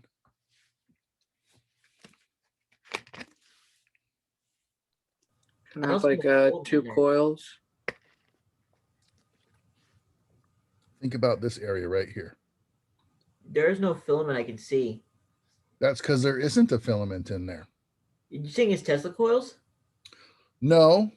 Well, Yes and no. There are Tesla coils in the ballast, and don't don't get me off point here because that's a rabbit hole. Yes, there are Tesla coils in an HMI ballast, okay? But in the bulb itself, what we have is an arc or a spark gap, and we have gas inside the HMI bulb. Not halogen gas, though, not like in the incandescent bulbs. There's no filament to preserve the life expectancy on. But what we do have is an electric arc. When you introduce high voltage into a circuit that has a gap, the electricity has a tendency to want to jump that gap, to go from one end negative to positive and just arc or jump the gap. When the power jumps that gap inside the HMI bulb and passes through the specially formulated gases that are inside, it ensures that this bulb burns at 5,600 degrees Kelvin color temperature. And the gas combination that's inside an HMI globe is hydrogen medium arc iodide. Okay, so we call it HMI for short because nobody wants to try and pronounce that tongue twister on set. Bring me the hydrogen medium arc iodide lamp. Oh no, bring me the HMI. How many watts? 12,000, 12K. Give me a 12K HMI is what we would say. And they would bring me in a light that looks like this. We call it the big guns. Okay. HMI bulbs use a spark gap, special gases. They burn at daylight balance, and we introduce very high voltages through these leads. One on one side of the bulb leading to one electrode, and the other on the other side of the bulb leading to the other electrode. These are called high tension leads because high voltage passes through them. The voltage that'll power these bulbs right here is 120 volts. There's a lot of ampacity, a lot of current being drawn by the bulb, but it's using the same voltage you use in your house. This one right here, this bulb burns at about, this is a 12K bulb, 62,000 watts. Or I'm sorry, 62,000 volts. Okay, so the Tesla coils in the ballast are ramping the power from 120 volts to 62,000 so that the high voltage will jump this gap right here, which is about 1.25 inches wide. Okay, when it does, boom, the bulb burns blue. Okay. HMI bulbs come in a variety of outputs as well. This one is 575 watts. This one's 1,800 watts. This one is 4,000 watts. And each one of them has an outer glass dome, which protects the inner glass gas jacket and spark gap. Gas jacket, spark gap, outer globe dome, all the way down the line. Okay. And they can come as small as 125 watts and as large as 24,000 watts. This is a 12,000 watt globe. And the actual dimensions of this globe, this gas jacket is about the size of a Major League Baseball. And this whole bulb shank right here from end to end is about 18 inches long. Okay. So this is a fairly big globe. It's kind of pretty too when you hold it in your hands. Stainless steel electrodes, stainless steel wire coming from the high tension leads, big glass quartz gas jacket, and these really interesting silver Frankenstein looking things on the inside that'll pass that spark gap. HMIs are pretty cool. These are the big guns that we play with all the time. I'll take a light like this. These are 18,000 watt. This one's an 18,000 watt light. These two on either side of it are 12,000 watt lights. Okay, we'll take lights like this and we'll put them outside on the lawn of a house we're shooting at if we're shooting inside. Like if we're doing a scene in the kitchen around the breakfast table, the family's eating breakfast. Dad's got his briefcase. He's about to run out the door with a cup of coffee and a piece of toast. Mom's cooking eggs for the kids, eggs and bacon before they take their bag lunches and run to the bus. That kind of scene, right? We're going to line these guys up on the outside of the house, and we're going to punch them in through the windows of the kitchen to bring the level of the lighting up into the kitchen and make it look like daylight. And it'll be daylight on that side of the house for as long as these lights are on. The real sun will track across the sky and it'll end up on the far side of the house where we would have been in shaded if we didn't bring the big guns off the truck. But since we did, we have the same quality and direction and intensity of light coming through those windows all day long for a 12-hour photo session. And the sun in the interim has gone to the other side of the house, down behind the trees, and it's fixing to set and get dark on us while we wrap the gear, right?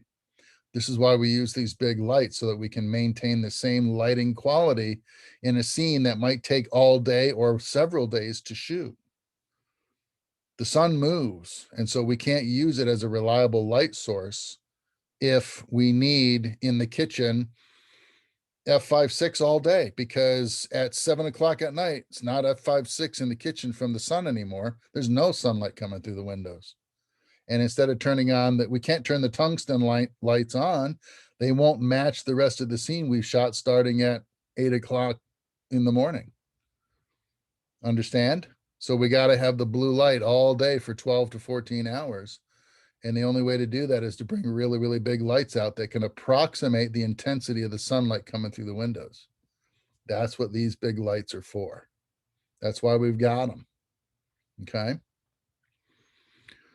But we got other stuff too. We've got photo-corrected fluorescent tubes. These are made by a company called KinoFlow, KinoFlow, and they make photographically corrected colored tubes in tungsten balance and in daylight balance that fit in either traditional fluorescent fixtures, or they fit in their own fixtures. There was a couple of them in this shot back here. These guys on the far sides of the shot, this guy here and this guy here, these are KinoFlow fixtures, right? You see there's 4 4-foot tubes in there, and then barn doors and a reflector and everything. So we've got fixtures that we can use just like the fixtures that would be in the ceiling, but we've got our own that we can put in a C-stand and march it around the room and use it as a light source. So I can put KinoFlow tubes in existing overhead lighting, say in an office building. And then for a little bit of shape and a little bit of quality to the light, I can use a couple of these guys on the floor with the same color corrected tubes loaded in it. And I can use these for shape and the light from the top for exposure. And I can create my lighting that way using KinoFlow technology. So KinoFlows have been around. I remember when these first came on the scene, it was in the early 90s. And it was like, wow, these are a really interesting tool. And they have been at the forefront of the film lighting technology ever since. And KinoFlow has shifted the focus of their business now these days from fluorescent technology, which is that ugly phosphor gas tube, glass jacketed garbage lamp, to LEDs. And so now KinoFlow deals mostly in LED technology. But ironically enough, as efficient as LEDs are, fluorescent tubes are still pound for pound, dollar for dollar, more efficient even than LEDs.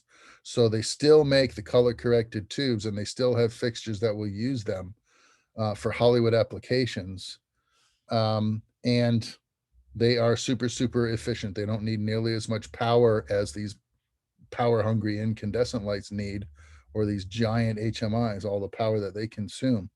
KinoFlow fixture uses very little power. Most of the time you can plug it right into the wall in your house and use it like you would on stage at a studio. It uses very little available power. So that makes them kind of attractive. Plus they look nice. They have a good quality to them. We can shape them, gel them. We can do a lot of the same things we can do with our other conventional fixtures. But a KinoFlow tube is a soft output tube. It's not a hard spectral light source. And as a soft output, it creates a nice soft light on things, which is a little bit more favorable aesthetically than the hardness that comes out of an incandescent light source. We've also got LEDs, right? So the LEDs now are full on in the industry, making a big splash. We've got amazing color control. You can see all the dials and the readout on the back of this guy right here. I've got a dimmer on board. I can change the intensity of the light by dialing it up and down. I've got a dial over here that adjusts the color from blue spectrum to red spectrum and anywhere in between, right? I can use this with batteries. I don't even have to plug it into the wall anymore. I can use a couple of batteries and run around and never have to worry about plugging this thing in anywhere. So I don't need to worry about whether or not I got to bring a generator with me or not. LEDs are really, really powerful, flexible tools. and they are becoming super, super popular. An LED diode works a lot like an incandescent light bulb, very similar, but it's low voltage and low wattage, right? So you've got two little conductors here, an anode and a cathode. They go into the LED capsule, and there's a little tiny gate in here, it's called. It's kind of like the gap in an HMI, but it's much, much, much narrower, only about an electron or a molecule, a couple of molecules wide, right? And the power is going to pass over that gap. And when it does, it's going to ignite phosphor gases that are in the cap of the LED. And the phosphor gases have been combined to give you a particular color output, okay? This is a response curve, a human eye response curve to LED light output in red, blue, and green, okay? I want to talk to you now, finally, about color in terms of balance and primaries and secondaries, and color as a behavior of a light source, okay? So I'm going to talk to you about additive and secondary colors. The additive primary colors, in other words, colors that we combine to create white light from black or darkness, are called additive primary colors, and they correspond directly to light sources. Okay, and the primary colors in that scheme are red, blue, and green. Okay, primary colors generally defined as a set of colors from which all other colors can be created by mixing the primaries. Okay, so with lighting, if you mix 100 watts of red light, 100 watts of green light, and 100 watts of pure blue light, you'll get 300 watts of white light. If you mix the colors in equal proportion, three primaries, the result of the additive primaries will be white light. Okay. We have subtractive secondaries, cyan, magenta, and yellow, and they work kind of the opposite.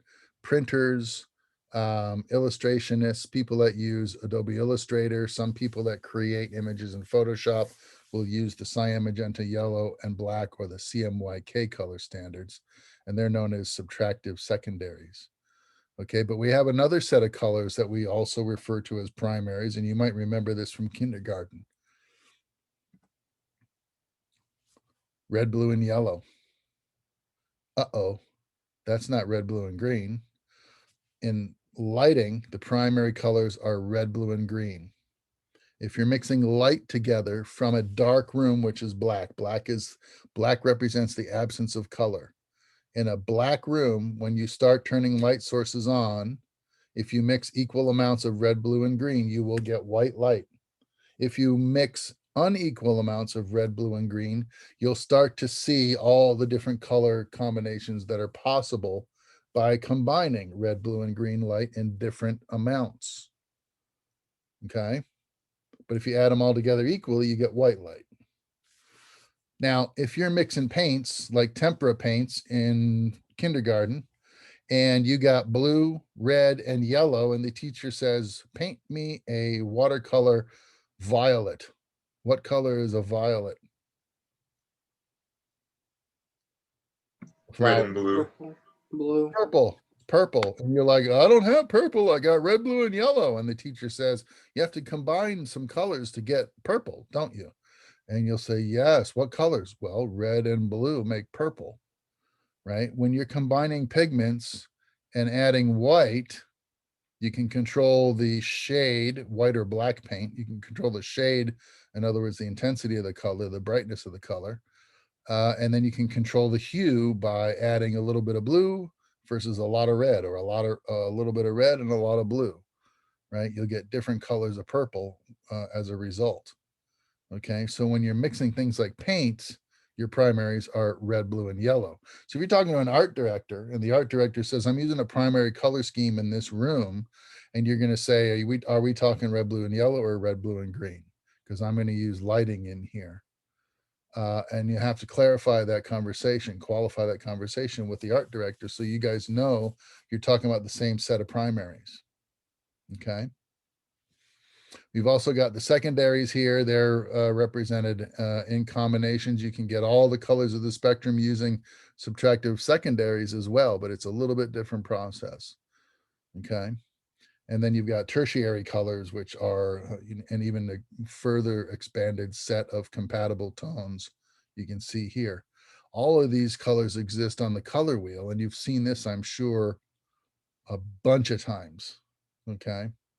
So all the color wheel is a representation of all of the variety of hues we can achieve from our set of primaries, whether it's the red, blue, and green or the red, blue, and yellow. Okay, you see how if you mix red, blue, and yellow as an additive set of primaries, you get black eventually. And if you use light, you get white eventually by combining red, blue, and green. Okay, that's the difference. If you're mixing paint, you go by this swatch. If you're mixing light, you go by this one. That's all. And notice on the color wheel, what colors are opposite one another on the color wheel? Blue and orange. Blue and orange are opposite one another on the color wheel, right? That's why I called them chromatic opposites. Complementary. Mm-hmm. Chromatic opposites. They're opposite one another on the color wheel. I know a lot of blockbusters. Michael Bay used to like to light his very orange and blue. Orange and blue, because they're opposed to one another. And when we use them in a lighting context, we can create depth, three-dimensionality, right? So that's why he's doing it like that. Okay. Yeah. And in addition to just determining which colors are opposite one another on the color wheel, we can create predictable color schemes that art directors like to think about when they're doing things like decorating sets for us. And they'll say, if the carpet is red and the walls are beige, what color should I make the window coverings? Right? Maybe, and they'll pick something, and they might pick from a standard set of complementary or analogous or triadic or split complementary pairs or sets of colors. And they'll pick a color scheme based on a set of colors that go together traditionally based on their arrangement on the color wheel. And then they might have a conversation with the cinematographer. Are you going to have any problem if I put green wall coverings on beige walls with a red carpet? And I may have an opinion about that, and I may not. My first comment might be, beige walls, really? Because beige walls are not very complementary when photographed by either a digital or a film camera. And I'll say, can we make it a gray value instead, or a bluer value? And I'll start to have a conversation with the art director, and the art director will say, gray. Well, I don't know. That's kind of, I don't know, but maybe we can go with a light color blue, and that'll look nice with the green window coverings. And I'll say, yeah, because they're complementary, right? Yeah, blue and green go together. Great. Then let's go that route. Test shot in Vertigo where they're at the restaurant and they have those nice red walls, and then I think her name's Madeline or something like that. I know she's two women, and she comes in with that green dress. It's very complimentary. None of that's random, my friend. Yeah, of course, I know. Hitchcock knew everything he was doing. It's very methodical. When we've got weeks or months to plan a movie before we start shooting, one of the things we're doing to earn our paycheck is thinking about all this stuff in advance. What color should the dress be? What color should the hat be? What color should the lipstick be? What color hair does the actress have?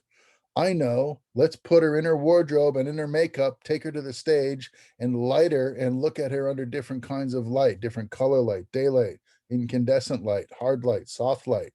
We'll do a lot of these kinds of things in prep. We'll ask ourselves a lot of questions and figure a lot of things out, because it's cheaper to think about this stuff in pre-production when it's only me and an art director and either a gaffer or a cinematographer, depending on what role I'm filling at the time. And we're thinking about this stuff than it is to do it on the day when the whole crew's been hired and all the actors are there and the food is there and the trucks are there and the gear is there and all of that money's being spent. and the clock is ticking, that's the last place you want to be sorting out intellectual issues like what color should the window hangings be. That should have been figured out a long time before you started shooting, so that when you go in on the day, you're expediting a plan that you thought of weeks or months ago, and you sorted it all out and figured it all out then. So you can just walk in and maximize your time when the camera's rolling and shoot only what you need and nothing more, and get in and get out, because time is money, right? And when you got 60 or 80 people on the crew and everybody's making good money because they all got union cards, right? That's the most expensive time for you to think to yourself, I'm not sure what I should do right here, because that question should have been addressed a long time ago. That makes sense? And that is the business aspect of film business. Okay. One last thing I want to talk to you about real quick before I let you go, and that is the psychological effects of color on the audience. Certain colors make people feel certain ways, and it can be psychological. You might not even realize you're being manipulated by colors of makeup, colors of wardrobe, colors of interiors, right? That's why hospitals are colored light green or light blue, right? Those are colors that are considered psychologically calming to the brain, right? And particularly in a hospital where everybody's stressed out and people are freaking out about being ill and, you know, all of that stuff, the last thing you want is red walls, right? Where people are getting artificially amped up by feeling the passion of the red color and then getting freaked out about being ill in the first place. That's a bad deal. So they color the interiors of hospitals with cool, calming colors, blues and greens. Down here in the corner of this color wheel is a little bit about that, and it's kind of hard to see. So I got a better graphic for you that gives you the basic thrust of each of these colors. So all the colors of our visible spectrum here, yellow represents happiness. Concurrently, it could also represent cowardice. Orange, friendship. Orange, I've also heard represents happiness. So I'm not sure, you know, how to take that. Red, everybody agrees that red is the color of passion, right? Red hearts, Valentine's Day, right? Love. But it's also anger, isn't it? And blood, right? Kind of reminds me of the lanterns. Yeah, red has a lot of connotations to it, right? Purple, royalty, right? Crown Royal is purple bottle, right? If you're a whiskey drinker, right? But purple is the color of sovereignty, right? The king wears purple robes, right? Purple scepter, purple everywhere, royalty. Blue is the color associated with trust. It's also calm. Ocean, water. Water is a psychologically cooling concept. Ocean, cooling concept. Blue, calming color, trust. Green, wealth, right? Green could also signify envy. Someone is green with envy. You've heard that expression before, right?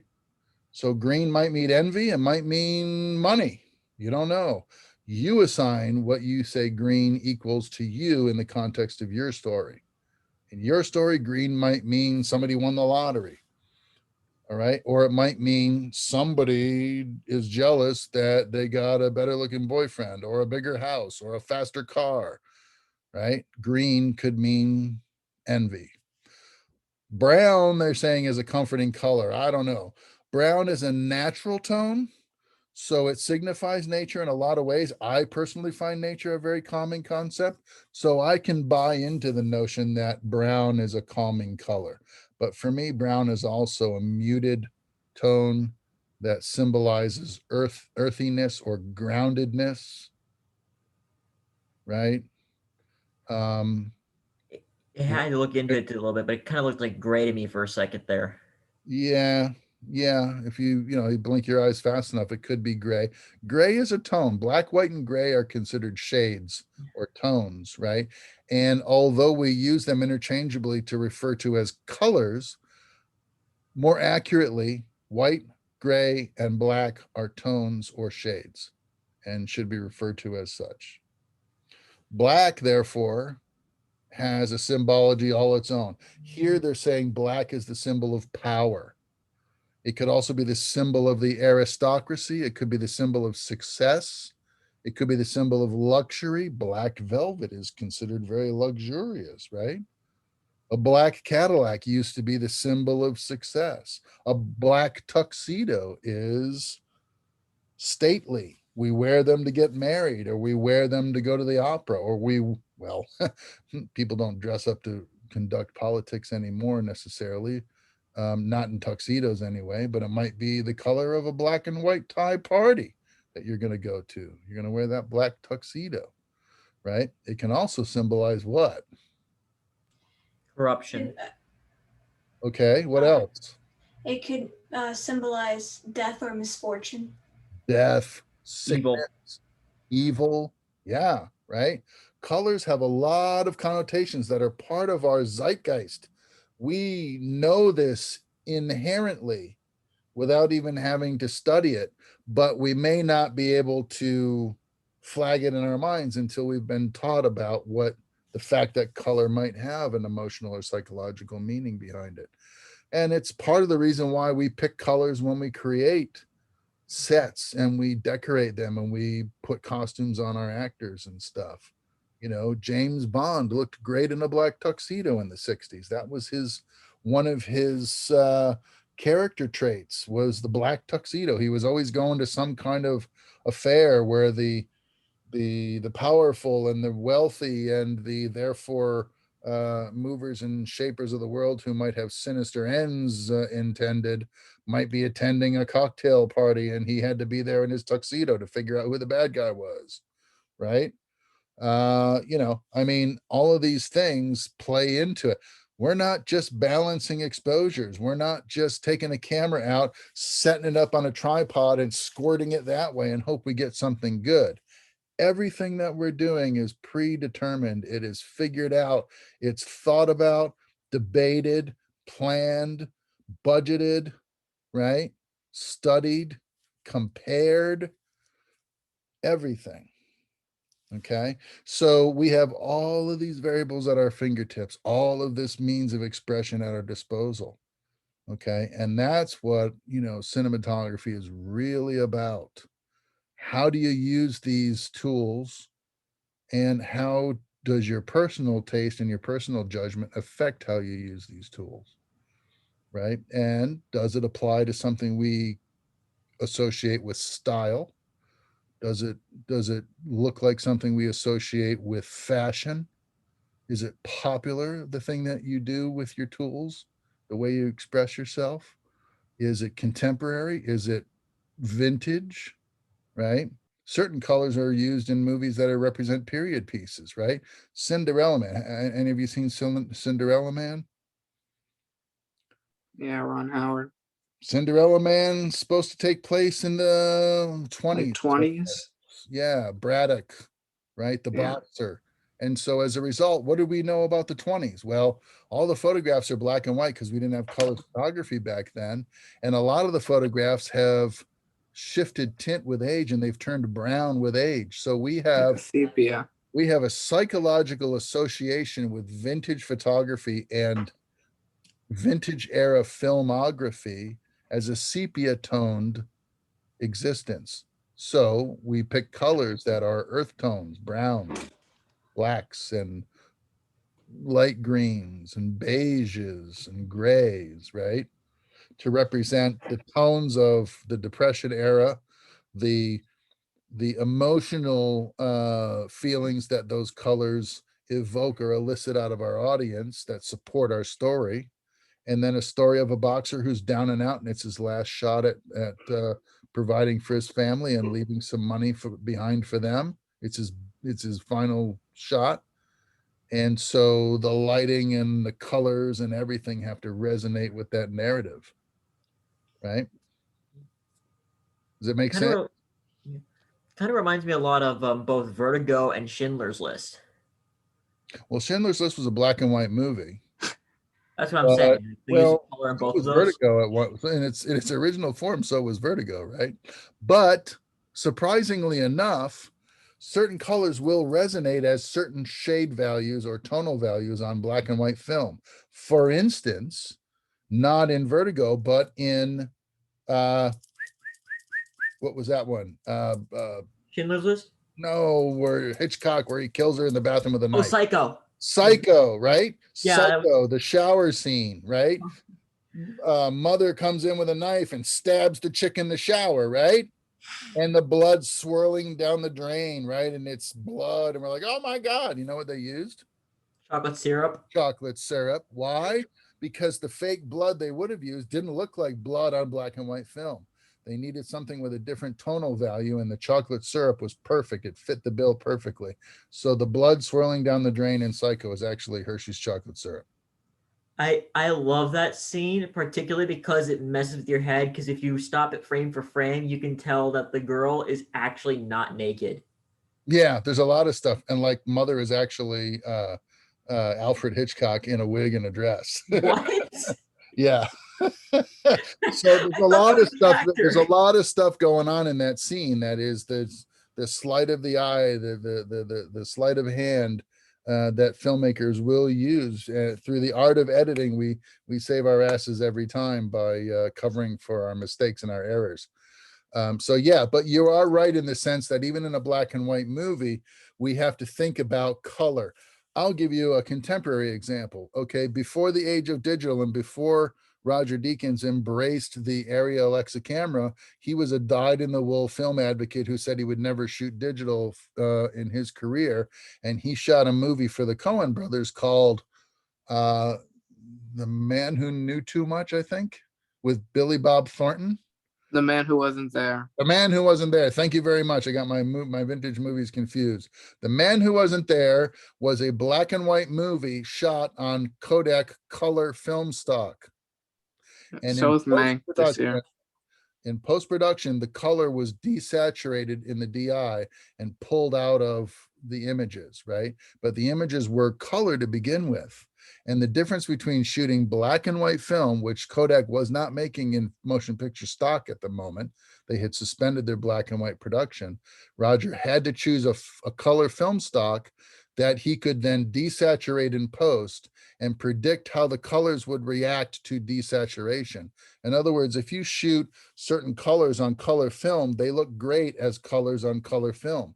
But the minute you desaturate those colors in post, they don't have the same contrast and the same emphasis anymore, the same tonal value. A lot of color looks the same shade of gray when it's been desaturated, if it's at the same color, the same exposure value. And that can be a problem. So here's a situation where a DP had to figure out how to use color film and then desaturate it in post to make it look like what black and white film would do, because there was no real black and white film to pull from at the time, right?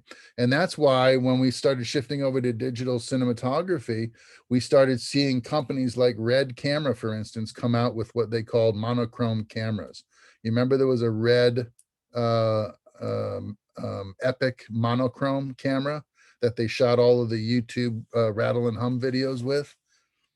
Okay, that was a digital monochrome camera, and the chip was tweaked specifically so that colors would render properly in tonal value as black and white monochrome digital images.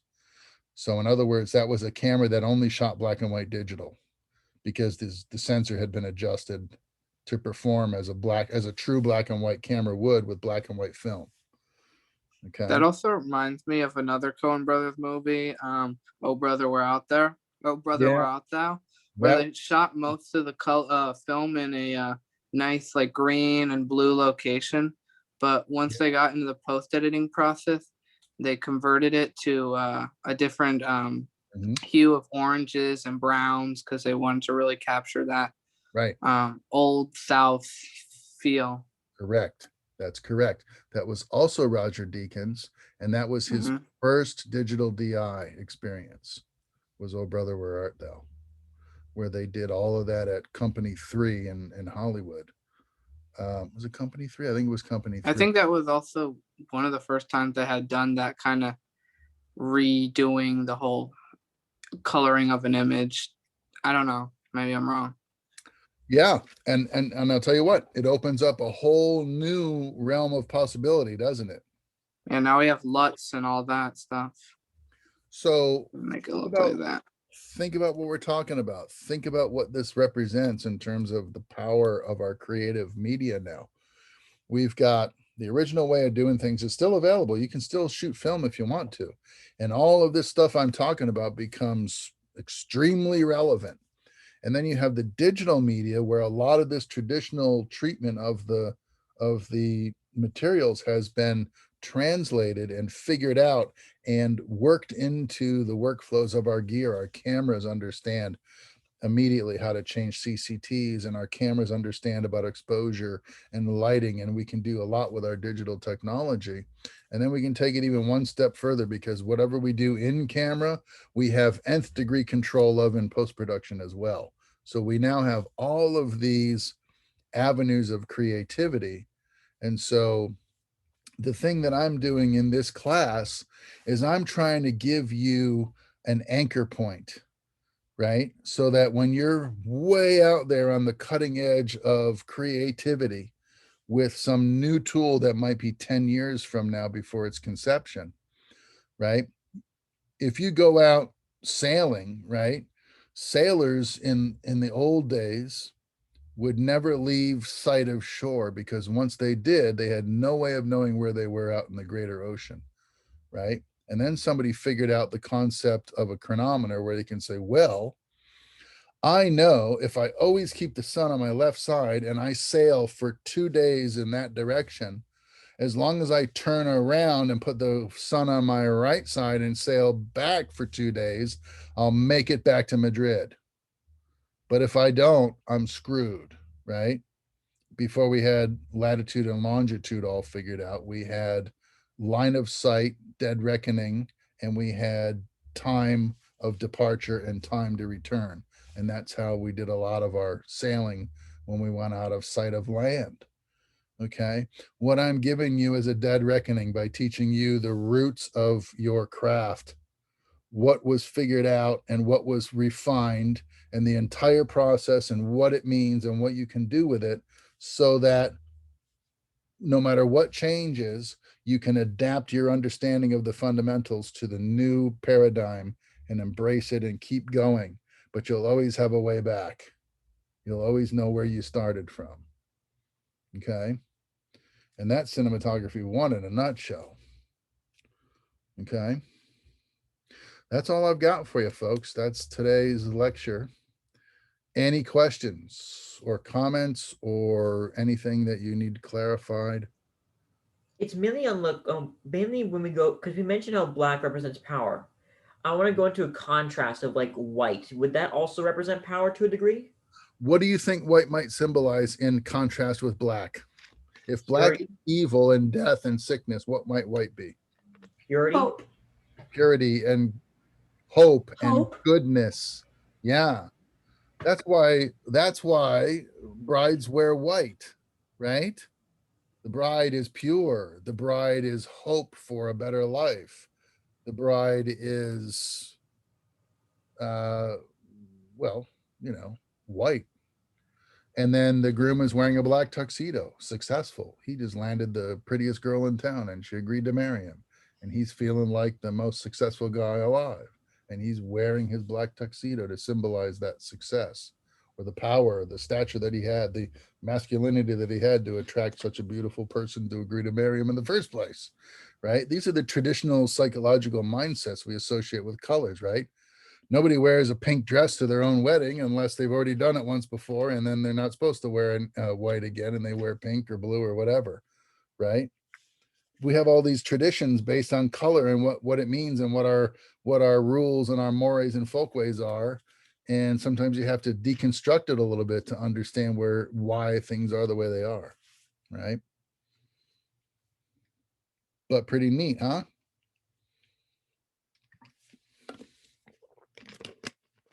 One of the things relevant to this conversation that it's not that I never understood it, it took a while to wrap my head around until I actually saw things being superheated, was the fact that white could represent a really, really high temperature value. Because I always associated something burning with orange and red, the color of flames in a fireplace. But a fireplace is not the hottest source we have available to us.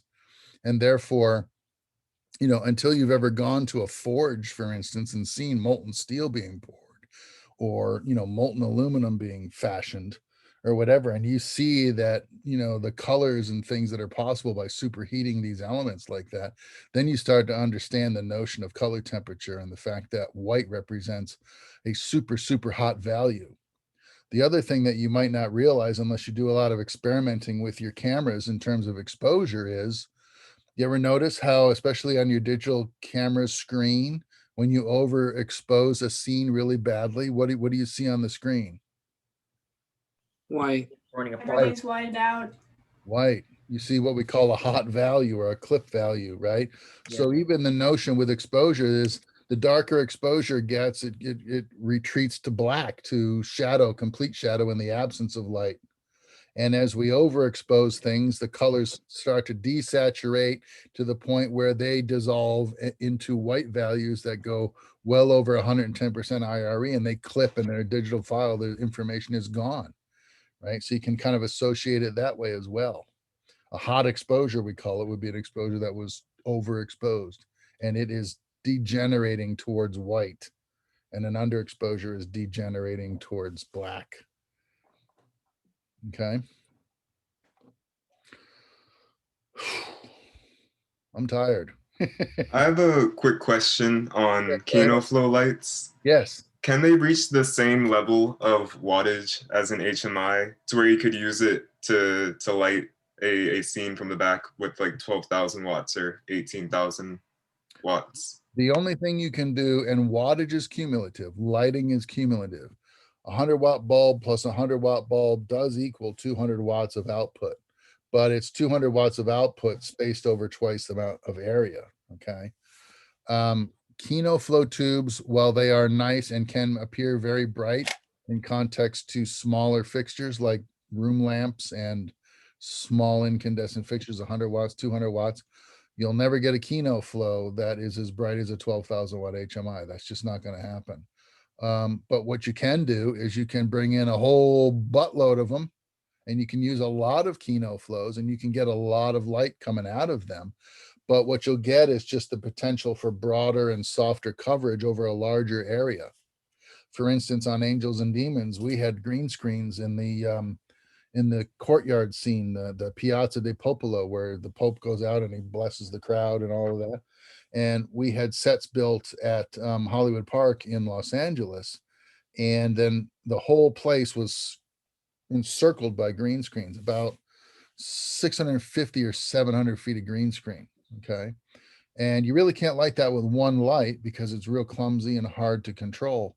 So we used a lot of lights, and we used a lot of Kino flows all lined up along the base of the green screen and hung up high to shoot down onto the green screen. And we used hundreds and hundreds of Kino flow fixtures to light the green screens at Hollywood Park.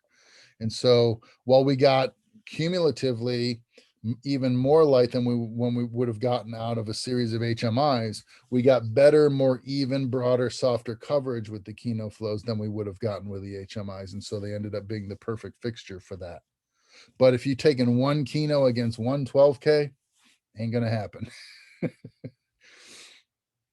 That's a good question. We'll talk more about that next week when we talk about lighting.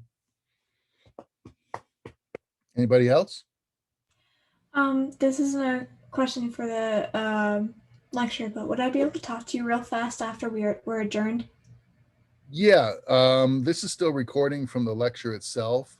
So Okay. what I could do is send you a private Zoom session link, and then we can do it on our own, or I can just trim the end off of this lecture if it's just a quick question. It's just a quick question. Okay, well, I'll just trim the end of this off then when I transfer it to you, in case you ask me something embarrassing. Okay, anybody else? No? Shall we adjourn then? Do I have a motion to adjourn? Do I have a second? Very well, then the meeting is adjourned, and I thank you for your time and your attention. And if you have any questions after this session's over, you can email me. Otherwise, I'll look for you all on the web courses, and I will see you next week. Thanks, everybody.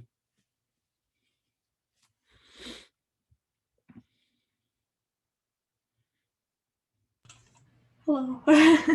You still got one hanging out. Nina, are you there? There she Oh, goes. there we go. Okay. So, Alright.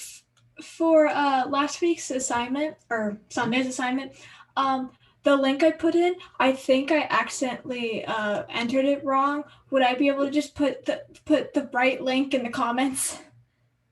For last week's assignment, which one are Yeah, you talking about? for the depth of field assignment. Yeah, because I haven't started grading those yet. Okay, so, cool. I just wanted to make sure I wouldn't get points off for that. I was like, oh no. I generally will let folks, like, if you got a problem like that, I'll generally let you fix it because I haven't even started grading those assignments yet. But it's a different story sometimes if it happens after I've graded it and so forth. But yeah, go ahead. Can you still access the assignment and add it in the comments box for this? No, it won't let me submit, but I can make a comment though. You can send me an email. Oh, you can make a comment. I can make a comment, yeah. So you can put the link in the comment box. Yeah.